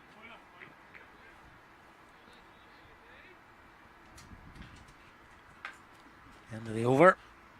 And just that 4 wides maybe from the first ball, but he picked up the wicket. And Macbeth off the next one. And just 2 to go now. 161 for 5. Still eyeing up that at least 180 the Warriors. Given that this time last week we were this same game, they were 66 all out. Certainly a better showing from the batting lineup. 2 to go. You would think. Don't see Carmichael coming on today, as I think you've called that one early. It should be Mays who's going to bowl this one, and you would think that Davey will bowl the last. Oh no, we said that last week. We'll see. But I've got a question for you, Ali. How many twos? How many twos? You I knew it was coming. I knew it was coming. Okay, I'm going to go. I'm going to give you a little hint. Okay. After this ball. I was hoping that this ball wouldn't change the stat I'm about to give you. There are the same number of twos as boundaries, as in boundary fours. Okay. In the innings. Let's go 13. 16. Ugh. 16 twos, 16 fours. You're Wow. not too far off. Only Wow. the 1 6.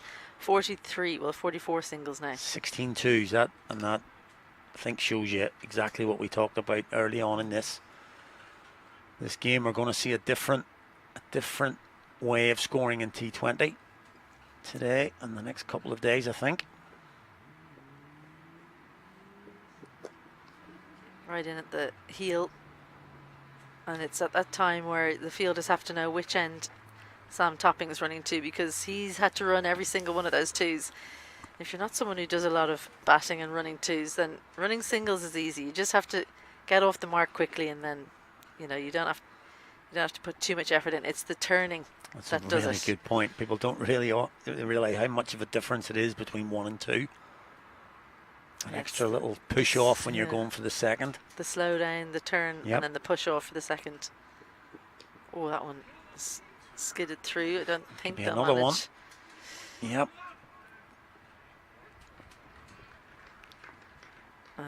Those hamstrings starting to burn for Sam Topping. 67 in the first game last week from just 39 deliveries, so a lot more boundaries in that innings. We need a statistician beside us here, Ali, don't we? So we can they can be telling us how many balls and how many boundaries in each of the games.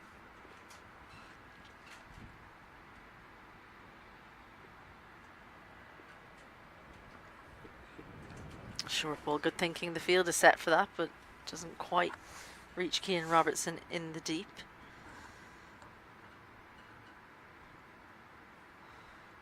Yeah, well, we've got a sort of statistician with us. Scotty Irvine is here, the analyst for Cricket Ireland. He's in the tent helping out all of the teams, and he's just sent us a nice one here.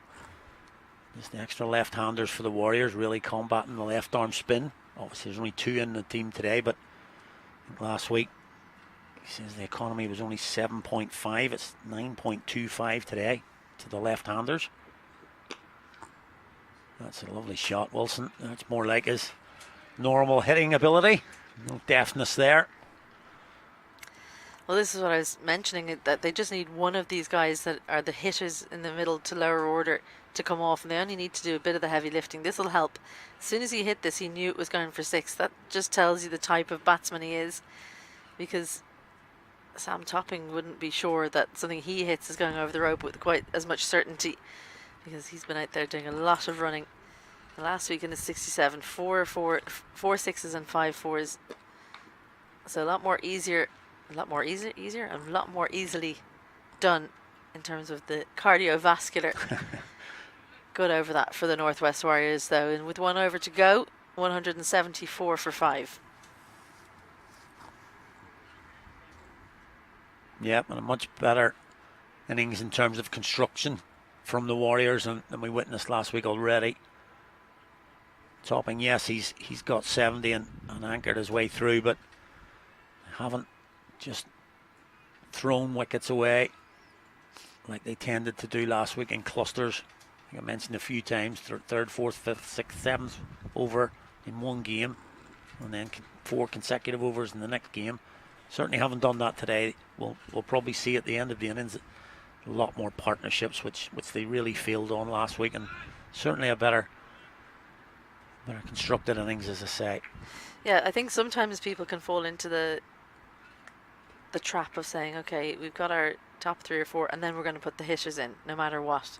And actually, different types of batters, as we've been mentioning, sometimes mixing them up, like we've seen there from Hume coming in. Yes, he wasn't in for that long, but ran well while he was there, and so for the couple of overs he was there, just taking the pressure off Topping. And now's the time where Wilson think Freely can just look to swing for the ropes. Good start from Davy. Yep, Mays long off, and skipper Humphreys is long on. Yeah, they're in the high traffic areas. Rossadair Yeah. mid wicket as well. He'll feel like he's in the game. That'll be where my money would be going. One of those three.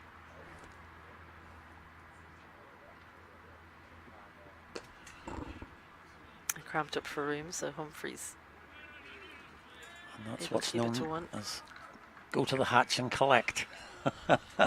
In Bookie's term there, I'll collect on that one as it goes down to Humphreys. Once the Reds have just popped by our little tent here, of course, they're in action this afternoon against the Leinster Lightning.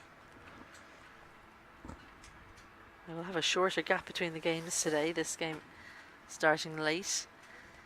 Only half an hour late as it was. We do normally have an hour between the toss and the start time. They opted to shorten that to half an hour.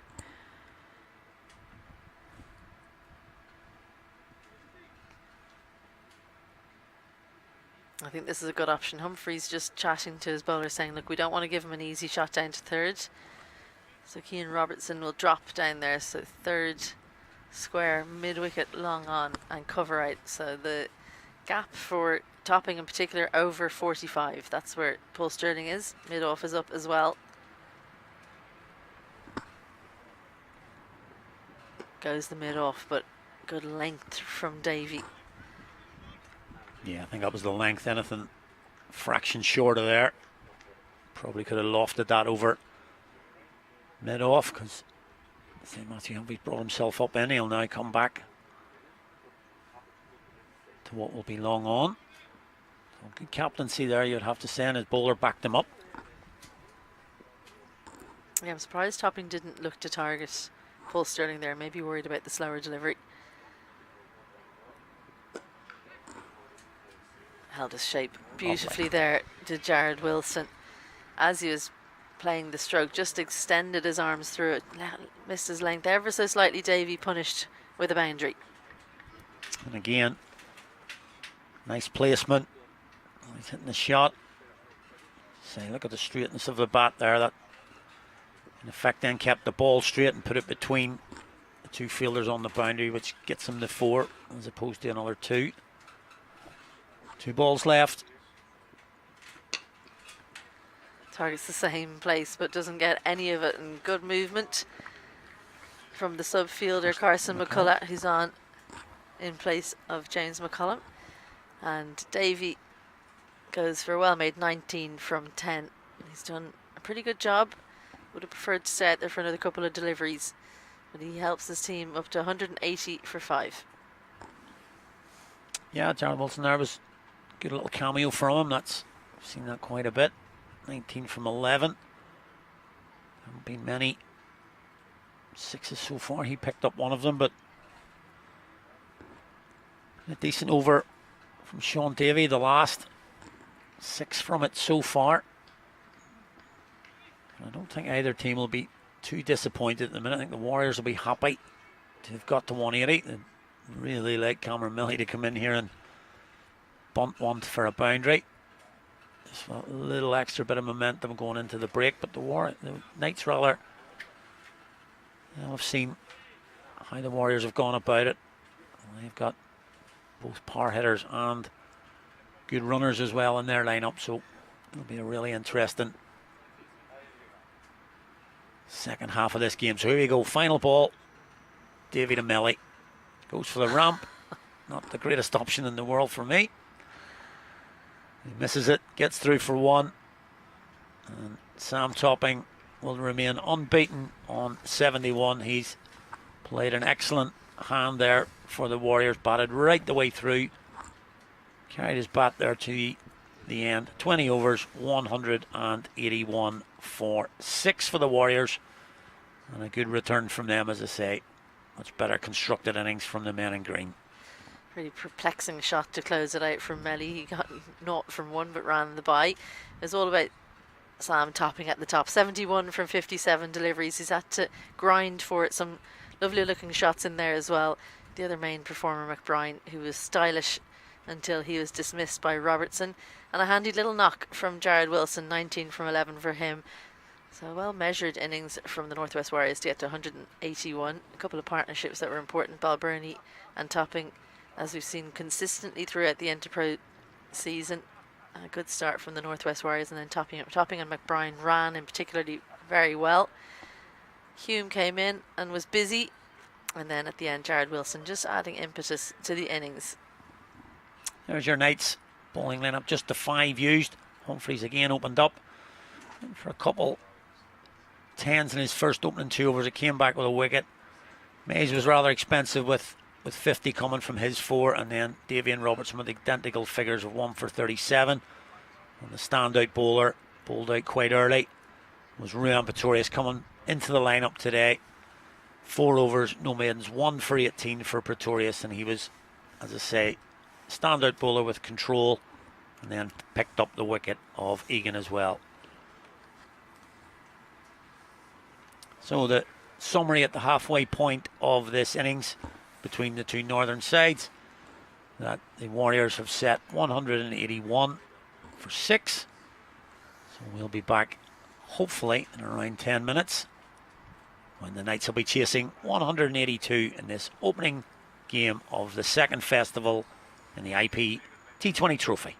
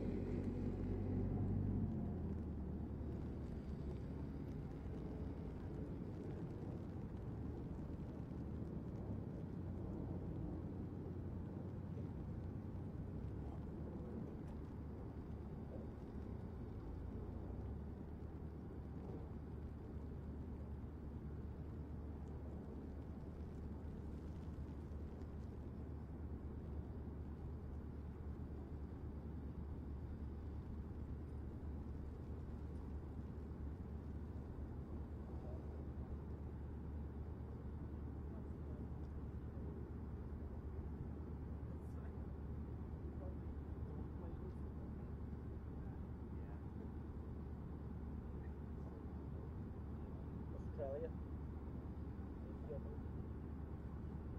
Still getting good, yeah.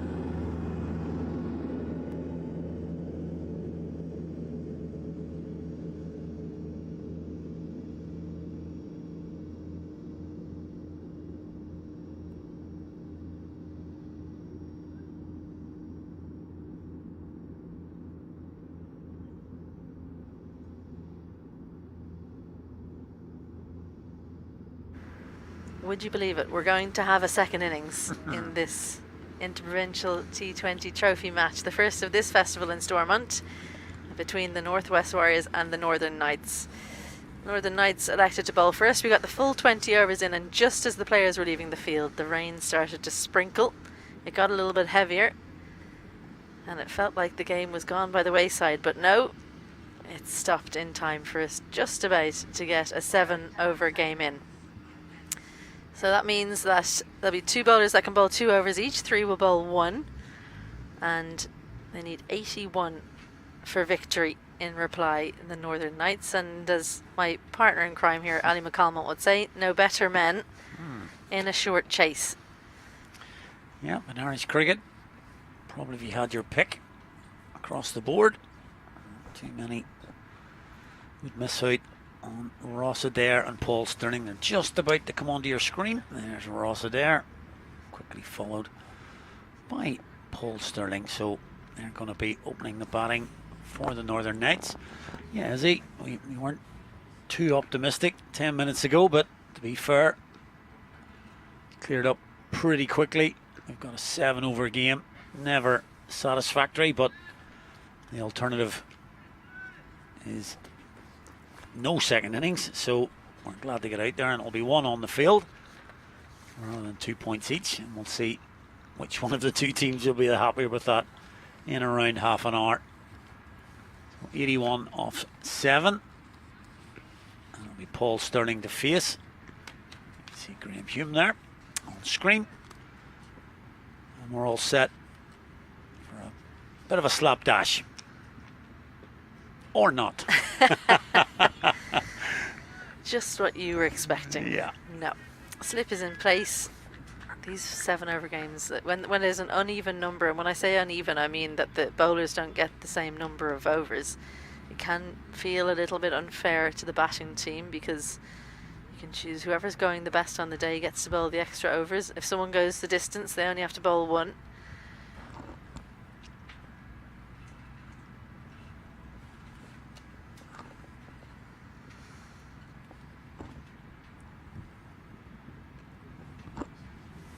There's nobody there. Yeah, nobody there. No fine leg. They've decided to dispense with that. So the inside edge will run away for 4. And the Knights are away with a boundary off the second ball. Yeah, not typically somewhere that Stirling plays too much. This was definitely unintentional. I think this hurried him a little bit. It was skidding on. The previous one held, and inside edge goes for 4. The Northwest Warriors know they have to take wickets, because if these 2 stay in for any length of time, they will score heavily. So they've got the slip in place, opting to cut off options in front of the wicket. There's a short third as well, point on the boundary as well as square.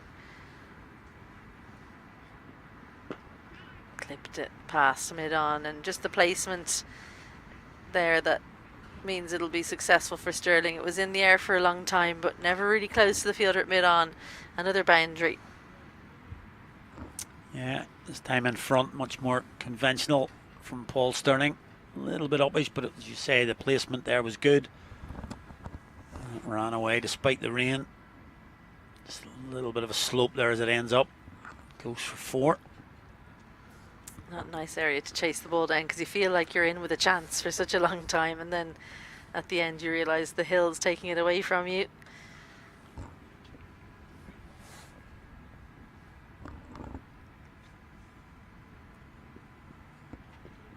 That's tight leg side. I'll go for a wide, so that fairly circumspect first ball. 9 on the board off 3 now. And he's forced the change in the field as well, Paul Stirling. No slip in. Andy Balburney in 45.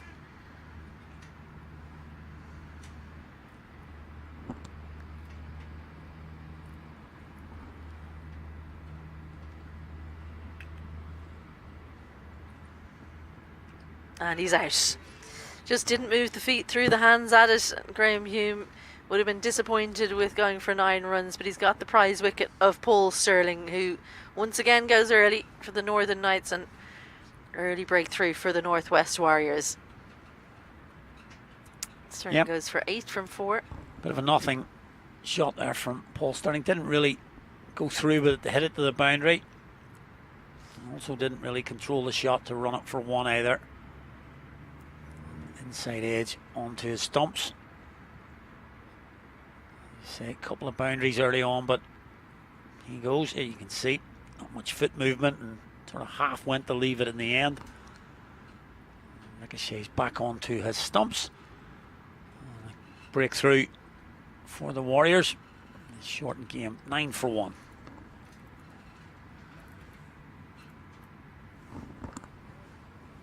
And the in form, Kate Carmichael comes to the crease. Top run scorer for the Knights down in Cork.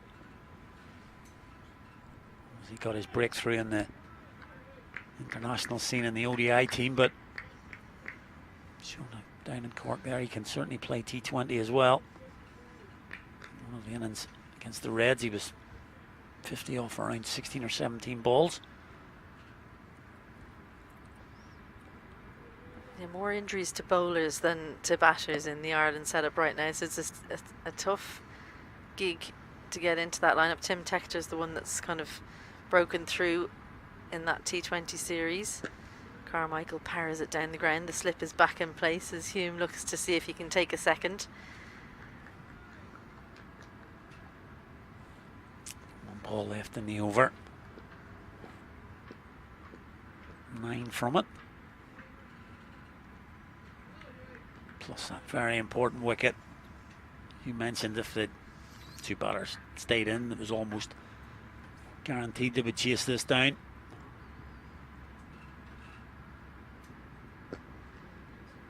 Quick single into the leg side to close out that over. 10 from it, and after one, Northern Knights 10 for 1. I mentioned those two staying in, and that if they're there for any length of time it'll be done, but such a strong batting lineup for the Northern Knights. It's not just get the 2 or 3 up top out, you have to continuously take wickets because they have such power hitting in their ranks. The likes of keeper Ben Callitz has shown what he can do. Ross Adair obviously hasn't faced yet. Neil Rock not in the lineup, but James McCullum in for him. Ruan Pretorius as well, who we were joking about being down the order, and Morgan Topping as well. So it's quite the lineup. Add Tom Mays in there, and there's some real power hitters. Yeah, and you would sort of think that a shortened game would certainly suit a team with a strong batting lineup like that. 7 overs, you can pretty much go at it. Yeah, it just means that you, as a bowling team, the reason why you need to take wickets is obviously so that you're not bowling to the stronger batters, but because you're hoping it'll take a couple of deliveries each time a new batter comes out that they don't hit from ball 1.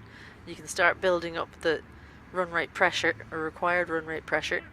71 to win from 36 is no easy feat, but 9 wickets in hand is the trump card for Northern Knights. David O'Sullivan now into the attack. And we saw only a few actually bowled wides from the Northern Knights, but 3 of them went for 4s as well as being wide, so that was costly for them. So take 12 off the total in the first innings, it looks a lot better. So the Northwest Warriors got 181, but it could have been 169 very easily.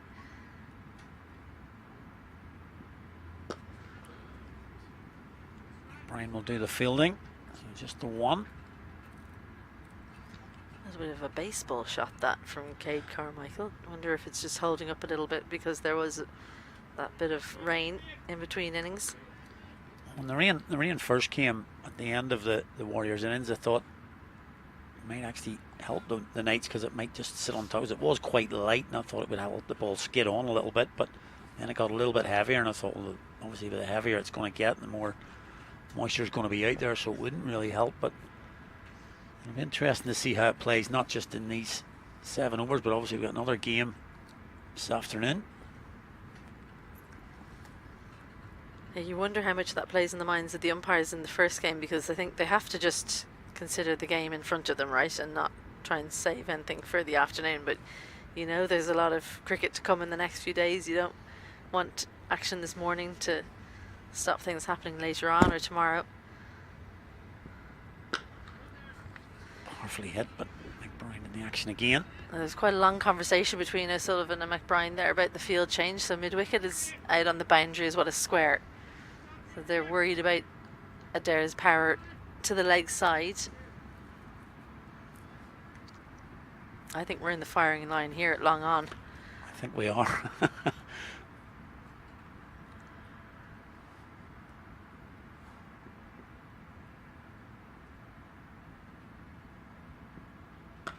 Well, the firing line has moved to the offside. Watch out if you're walking around the ground, because that has gone like a tracer bullet. And good to see people around the boundary keeping their eye on the ball, because that was one of the quicker fours you're going to see. Yeah, she did really well there. Pram in front and just made sure that got out of the way really quickly, because that was travelling. Once again, just sees it coming. Extra little skip. There we go. Nice piece of manoeuvring there. Oh, yeah, cracking shot from there. They brought the offside fielder up. Cameron Millie made out a job to stop that anyway. Edged and gone. That's a really good piece of bowling from O'Sullivan. Just a little bit of extra pace. Made the length a little bit shorter. Extra bounce. Adair chases it and just can't quite catch it. But someone who did catch it is topping behind the stumps. Second wicket goes. Both openers are gone. And Northwest Warriors, they sense something here. Adair goes for 4. Northern Knights are 16 for 2. Yeah, we could just see Ross Adair as he crossed paths with the new batter, Morgan Topping, just indicating a little bit of bounce there. Maybe an effort ball from O'Sullivan, and yeah, you can see that definitely climbed. So whether it was just the effort ball or maybe an extra little bounce in the pitch. Actually, it's Ben Collins has come out. I thought it was Topping, scheduled to come in for, but they've sent out Ben Collins. I like this move. 35 from 12 he got in the final game of the Interpro Festival last week. That was against the Northwest Warriors, so they'll have that fresh in their minds. As a bowling attack, they were hit around the houses. Only a few bowlers would have bowled him, only 12 balls, but they were all hit. So he's been sent out with the finishing role.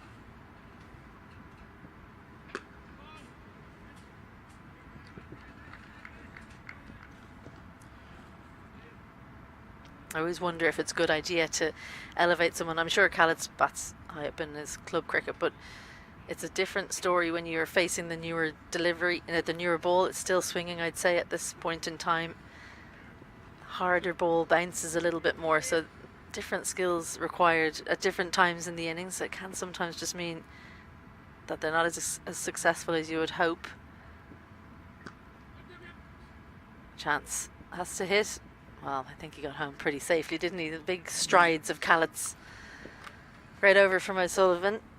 Just the one boundary in it, 1 for 7. For him, 17 for 2 after 2.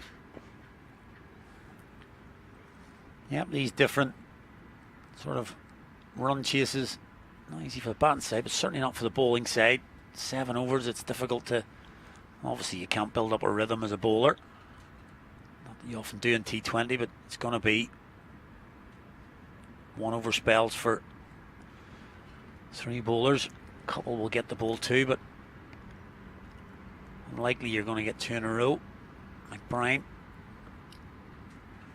going to bowl now. And you have to say, decent start from the Warriors. Picked up both openers.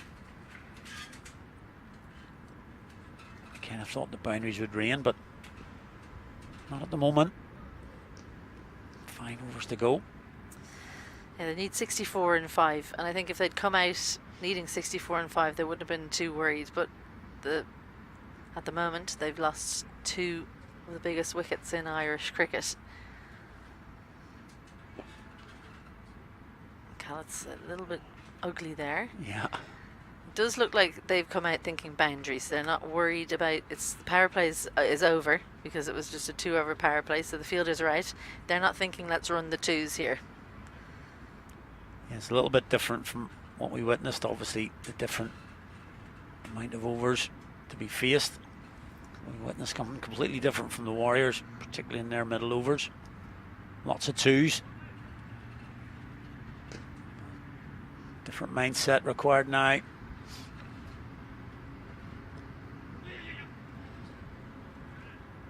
Just snuck it almost under the bat there, McBride. Clever thinking. Really, that shot through the covers from Adair that's really been timed so far in the first 2 and a bit.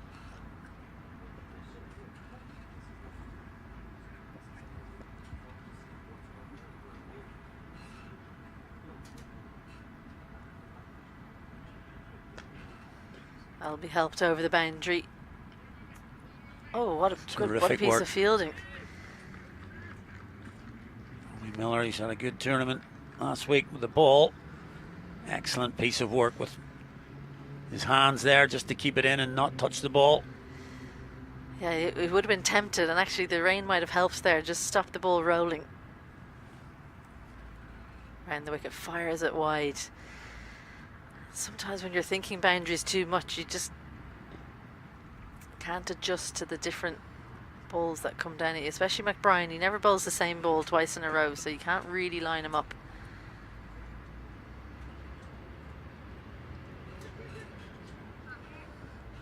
Yep, I think you're right there.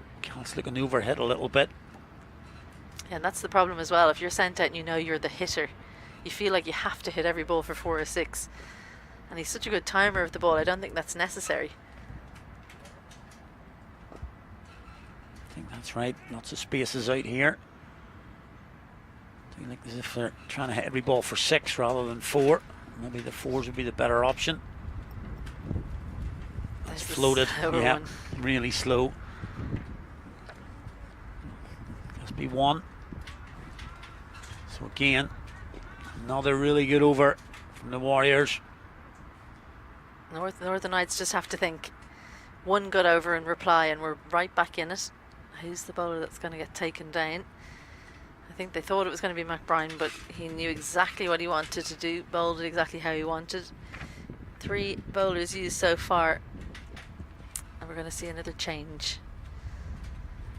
Wilson coming on to bowl. This could be the over that they target.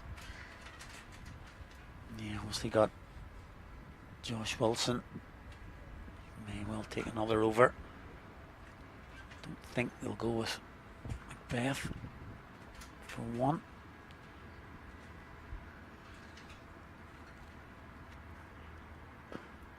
Jared Wilson bowled or batted pretty well in the first innings. So hopefully, from a Northwest Warriors point of view, he brings some of that confidence into his bowling. 5 out, square, mid wicket, long on, long off, cover. So we might see a few ramps here from Carmichael. Baseball shot down to make Beth doesn't get enough of it. Just the one, exactly what Wilson would have been hoping for. Yep, that's the field he's set. Swap over now, Macbeth and Josh Wilson. Long on and long off. We'll stay out, but we'll swap over. Where's the thinking there, Ali? No, I wouldn't think if it was Josh Wilson, I wouldn't be too pleased with that. They're shifting me because they think that Scott's going to be more in the far line. Looks like he's going to bowl quite full here. Around the wicket as well. Slower delivery, and it's going to be out surely. Cameron Melly right down his throat, and Cameron Melly takes the catch. It's not going well for the Knights right now. Do you think the option of trying to hit every ball for 6 isn't really working out at the minute? I'm not sure they needed to be doing that from ball 1. I lost 3. Callets goes for 5. well executed, slower delivery here. It bowls it into the pitch, that's the key. Didn't float it, and a little bit tight on Callets as well. Cramped him for room ever so slightly. Cameron Melly, brilliant outfielder. His team weren't too happy with how he threw the ball in, but he did the job of catching it before he rolled it along the wet ground. Callets goes for 5, and Northern Knights in a little bit of trouble. 24 for 3, and almost half of their overs gone. Now it's Morgan Topping. He comes in with Carmichael. These two have been the best two batters for the Knights so far in this tournament. Yeah, I think maybe they were just trying to have a left-right hand Left-hand. combination. It's slightly easier hitting to the side that Ben Callets was hitting towards there. They want someone who's able to hit a boundary more easily each over.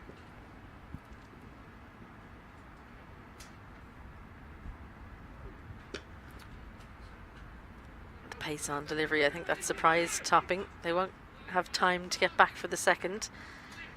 Macbeth will be happy that it's two right-handers. He doesn't have to keep swapping from long on to long on for left-right.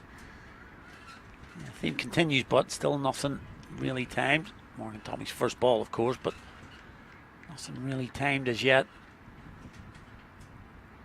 Getting into big ask territory now. Still 56 required. Slower delivery, massive edge, and gone. Hume takes a good catch, times the jump very, very well. And Wilson's having a brilliant game here. First a handy knock and now a couple of wickets in his over. Yeah, it's all going the Warriors' way. 4 wickets gone inside 4 overs. Carmichael goes for just 5 from 7 deliveries. Good stuff from Wilson. Look at Carmichael here. And again, a slower ball. Again, just losing a little bit of shape. He tries to go aerial. Ryan Pretorius has been sent out at 6. 25 for 4. And as I say, just 3 overs left at the end of this. Well behind at the moment, you would say. They need one of those big overs you were talking about, and they need it quickly. Well, it's not this over. I was saying they might target it. It looks like they did target it. Unfortunately for them, they've lost 2 wickets because of it. 56 from 20 balls required now. Edged and gone. Ruan Pretorius elevated to number 6. No foot movement. Pace on delivery from Wilson. He's got 3 in the over. Would you believe it? Well, he's putting in a performance here as Jared Wilson. A little bit of momentum at the end of the Warriors innings, and it's more than a little bit of momentum here with the ball. 3 wickets in the over. And have a look at that score, bottom left of your screen there. 25 for 5 for the Northern Knights. They've taken the bull by the horns here at Northwest Warriors. They've sniffed an opportunity and they're not letting it go. Pretorius just done by a good length, good lift. It looks like it's doing plenty out there, and I think they've got the best of the conditions here at Northwest Warriors. And Northern Knights will have been very keen to get out for the second innings. They're now thinking, Yeah, as is always the one. If only we should have held on for the rain for another 10 minutes. But yeah, interesting now. James McCullum in at 7. I wonder if he's ever batted at 7 in his career for the Knights. I'm sure he would have been expecting to come in the top order. But it's actually sometimes a nightmare as a coach when you've got people who can bat anywhere to decide who should go where. Wilson on a hat trick. Oh, he beats the bat. He's up and about. That's easily the quickest we've seen him bowl. Definitely. Brilliant over from him. 3 wickets in that over. Fantastic stuff. Yeah, excellent stuff from Jared Wilson there. This is the old conundrum. I wonder will he get another one now? It'd have been probably one of those ones slated to come down and just bowl one for me, Jared. Hopefully we get out of this over. Not too in the festival last week, he got 2 for 24 and 2.3. I think those 2 wickets were quite late on. I think they were in the 0.3, weren't they? And then he went 0 for 17 from 1 and 0 for 47 from 4. So this is a big comeback from him. I think you're right. I think he bowled quite sharp there and was getting the ball through. Whether that's him deciding that that was the way to go and bowl an extra little bit of a yard of pace, or there is a little bit of zip off the pitch, and a little bit of both. Yeah, and not as hot conditions. Maybe he's feeling more comfortable, more confident in his plans. So the skipper takes one of the 2 over options. No surprise there, I suppose. No, well, he's actually got a bit of a problem to decide who should take the other second over, doesn't he? Because the bowlers have all bowled well so far. Yeah, they have, and I'm sure he'll be delighted with that.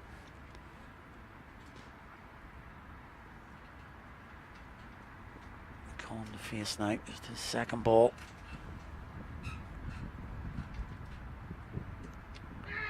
And another one goes, looks to lift it over 45. McCollum shifts across, and McBride takes his first wicket. Northern Knights in tatters here. They've lost their 6th. 26 for 6. Yeah, another one on the screen walking back. 6 down. And it'd be a bit of an understatement to say they're making a little bit of a mess of this, the Northern Knights. Hooked across the triangle leg side, but McBride, too cute, hits the leg stump. Tom Mays has been sent out. I would suggest that Tom Mays would have thought, well, that's my afternoon done. But he's out in the middle in the 5th over already, 26 for 6. A reminder, it's 81 required for the Knights, and that's looking a long way off right now. I love that replay that we showed there, because it shows the shot was on. He just maybe, McBride's so clever in his delivery. The pace he bowled at. Mays looks to go big straight away. Another opportunity in the deep taken. It's all coming up roses for the Northwest Warriors, as Macbeth, I think it is, in the deep takes a very well judged catch. Mays, well, his day is done now and he'll be frustrated after a frustrating day with the ball. It's gone no better with the bat. He goes without scoring, and Northern Knights all marching out, 26 for 7. And that's why you have Scott Macbeth at long on, but that's an excellent catch. Good athleticism to get there. There you can see him setting off nice and early. Still had a lot of work to do. And that's a difficult catch which he made look pretty easy, to be honest with you. Scott Macbeth there, excellent piece of work from him. And another wicket falls, and it's been difficult to keep up with this, to be honest with you. 7 wickets down already. Spare a thought for the scorers. Poor scorers. The scorers are thinking, walk out a little bit more slowly, guys. Matthew Humphreys, the stand-in captain, comes out with a mountain to climb. 55 from just 15 deliveries. It's getting nigh on 4 and a ball required. A couple more deliveries and it will be. In fact, 1 more delivery, I think, and then it becomes 4 a ball pretty much needed. And another hat-trick ball. Second one in this innings. Gonna be just wide of James O'Sullivan. Coming back for 2. Trouble. And out. Yeah, that was, he took a long time to decide to come back, and just betting on a poor throw. Set himself nicely in the deep and good accuracy.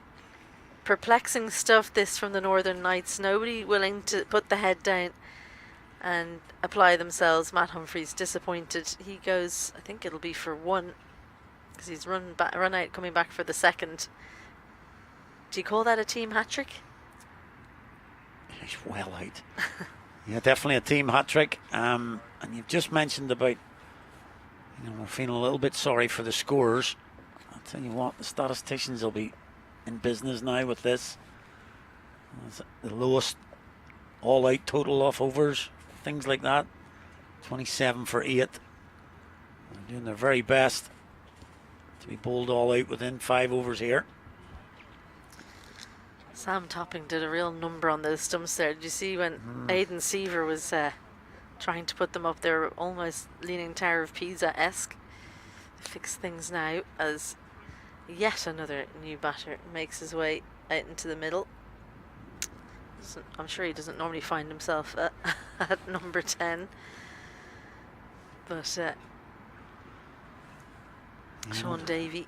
Unfamiliar place for Sean Davey. There's been a lot of unfamiliar things about this innings. Almost unfathomable, really. Well, the thing about these, when there's only a few overs, you've so little time to get going.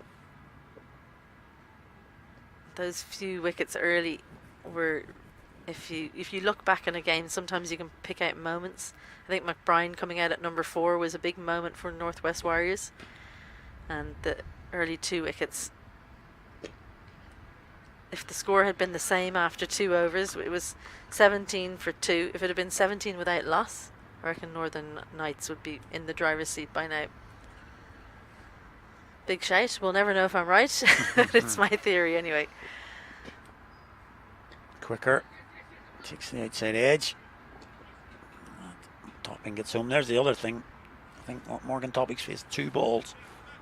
And he's been the cleanest hitter so far in the T20 tournament for the Knights.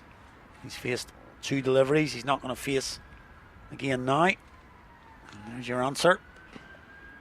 Ball a good over. Get another one. Jared Wilson has been given the ball. So Yeah, good to see. Definitely deserved.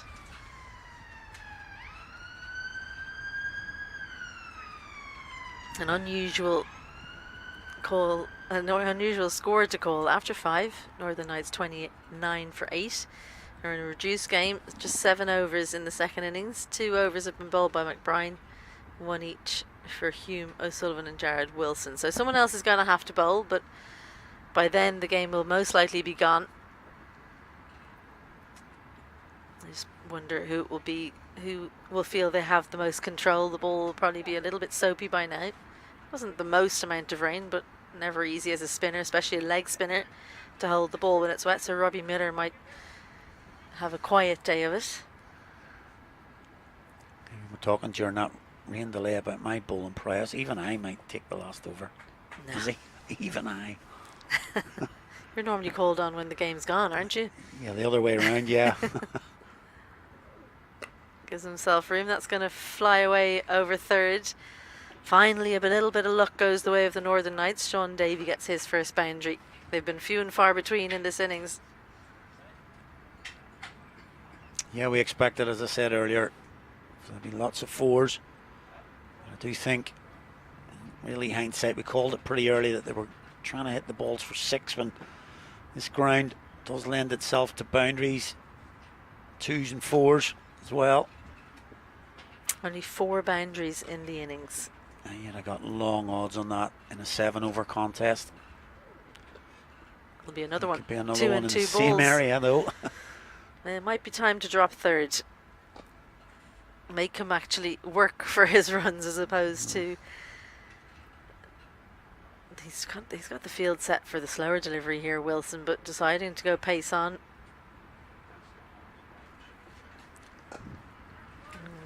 What you don't want to hear if you're a Northern Knights fan. Highest partnership in the innings for the 10th wicket, or for the 9th wicket, sorry. Oh, clever bowling, because he's shifted leg side there, Davey, and then short ball means it's not a wide, ducked underneath it.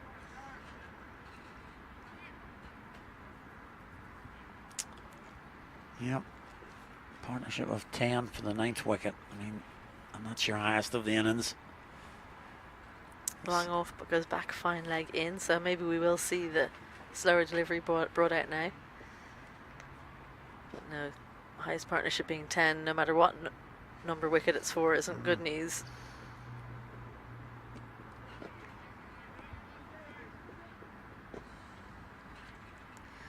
I think if he'd have kicked that onto the stumps, that would have made the complete day for the Warriors. 43 from just 8 deliveries required. It's in the stage where Northern Knights need some bowler to just completely lose the run of themselves, bowl a few extras. They were guilty of giving away a lot of extras themselves, the Northern Knights. I'm sure that's something they'll be disappointed with. Not really something, when you've got 5 wides and there's different bowlers bowling them, you just got to kind of say, well, hopefully that won't happen again. It's not really something you can talk about in team meetings.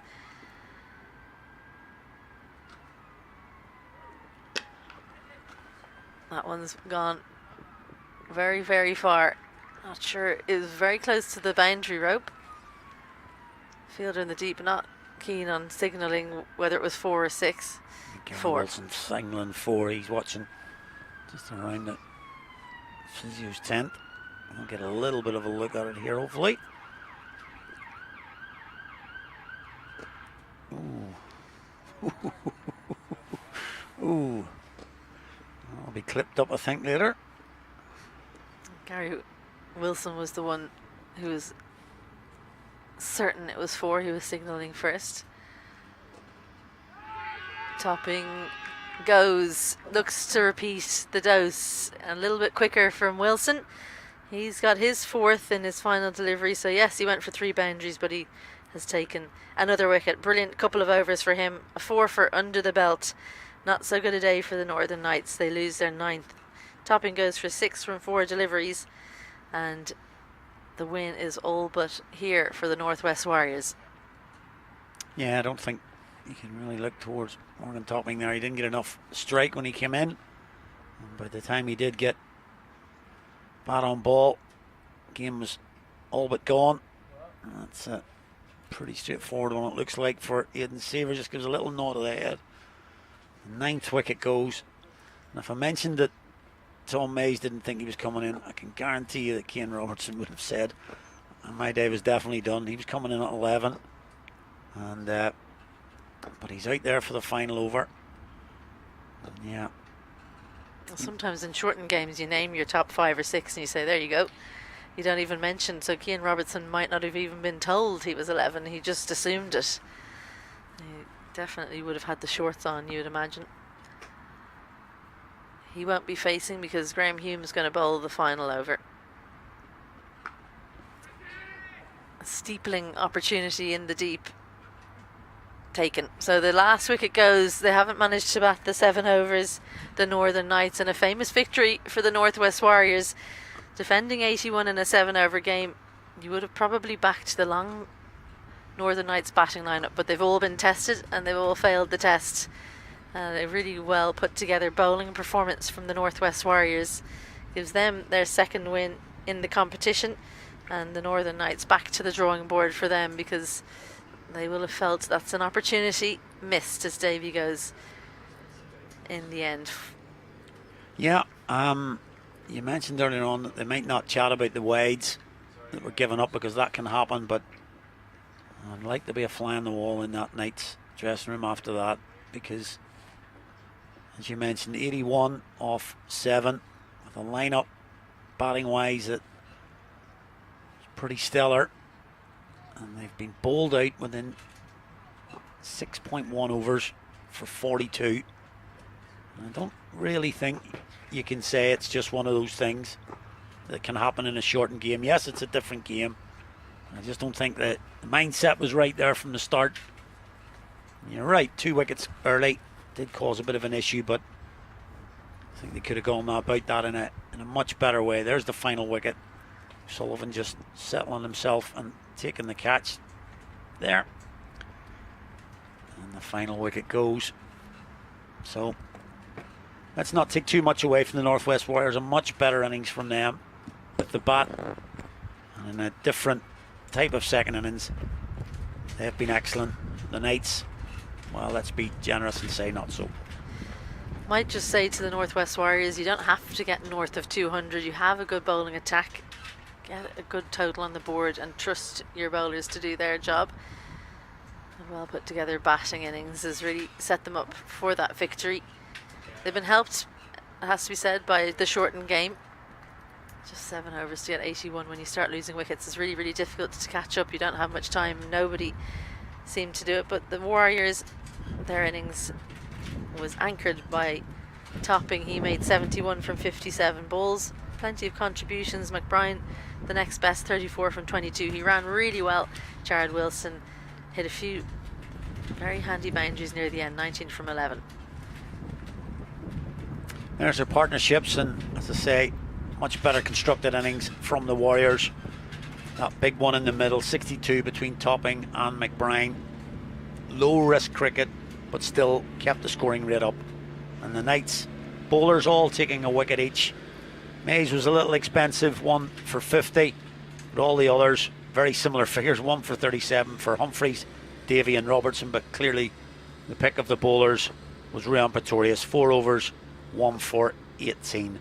The rain came in between innings and we had a shortened 7 over game, but that's a really, really strange scorecard to look at. Single figures all the way down until you see Sean Davey at number 10, who got 10, but nothing to write home about for the Knights, and an even stranger partnerships.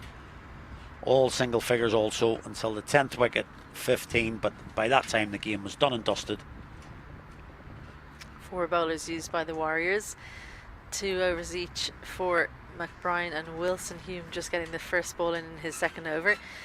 Jared Wilson the star, really. 4 wickets for him for just 15 runs. McBride brilliant as always, 2 wickets for him, Hume 2 as well, and O'Sullivan get in on the act. All the bowlers successful in what was a very well closed out game for the Northwest Warriors.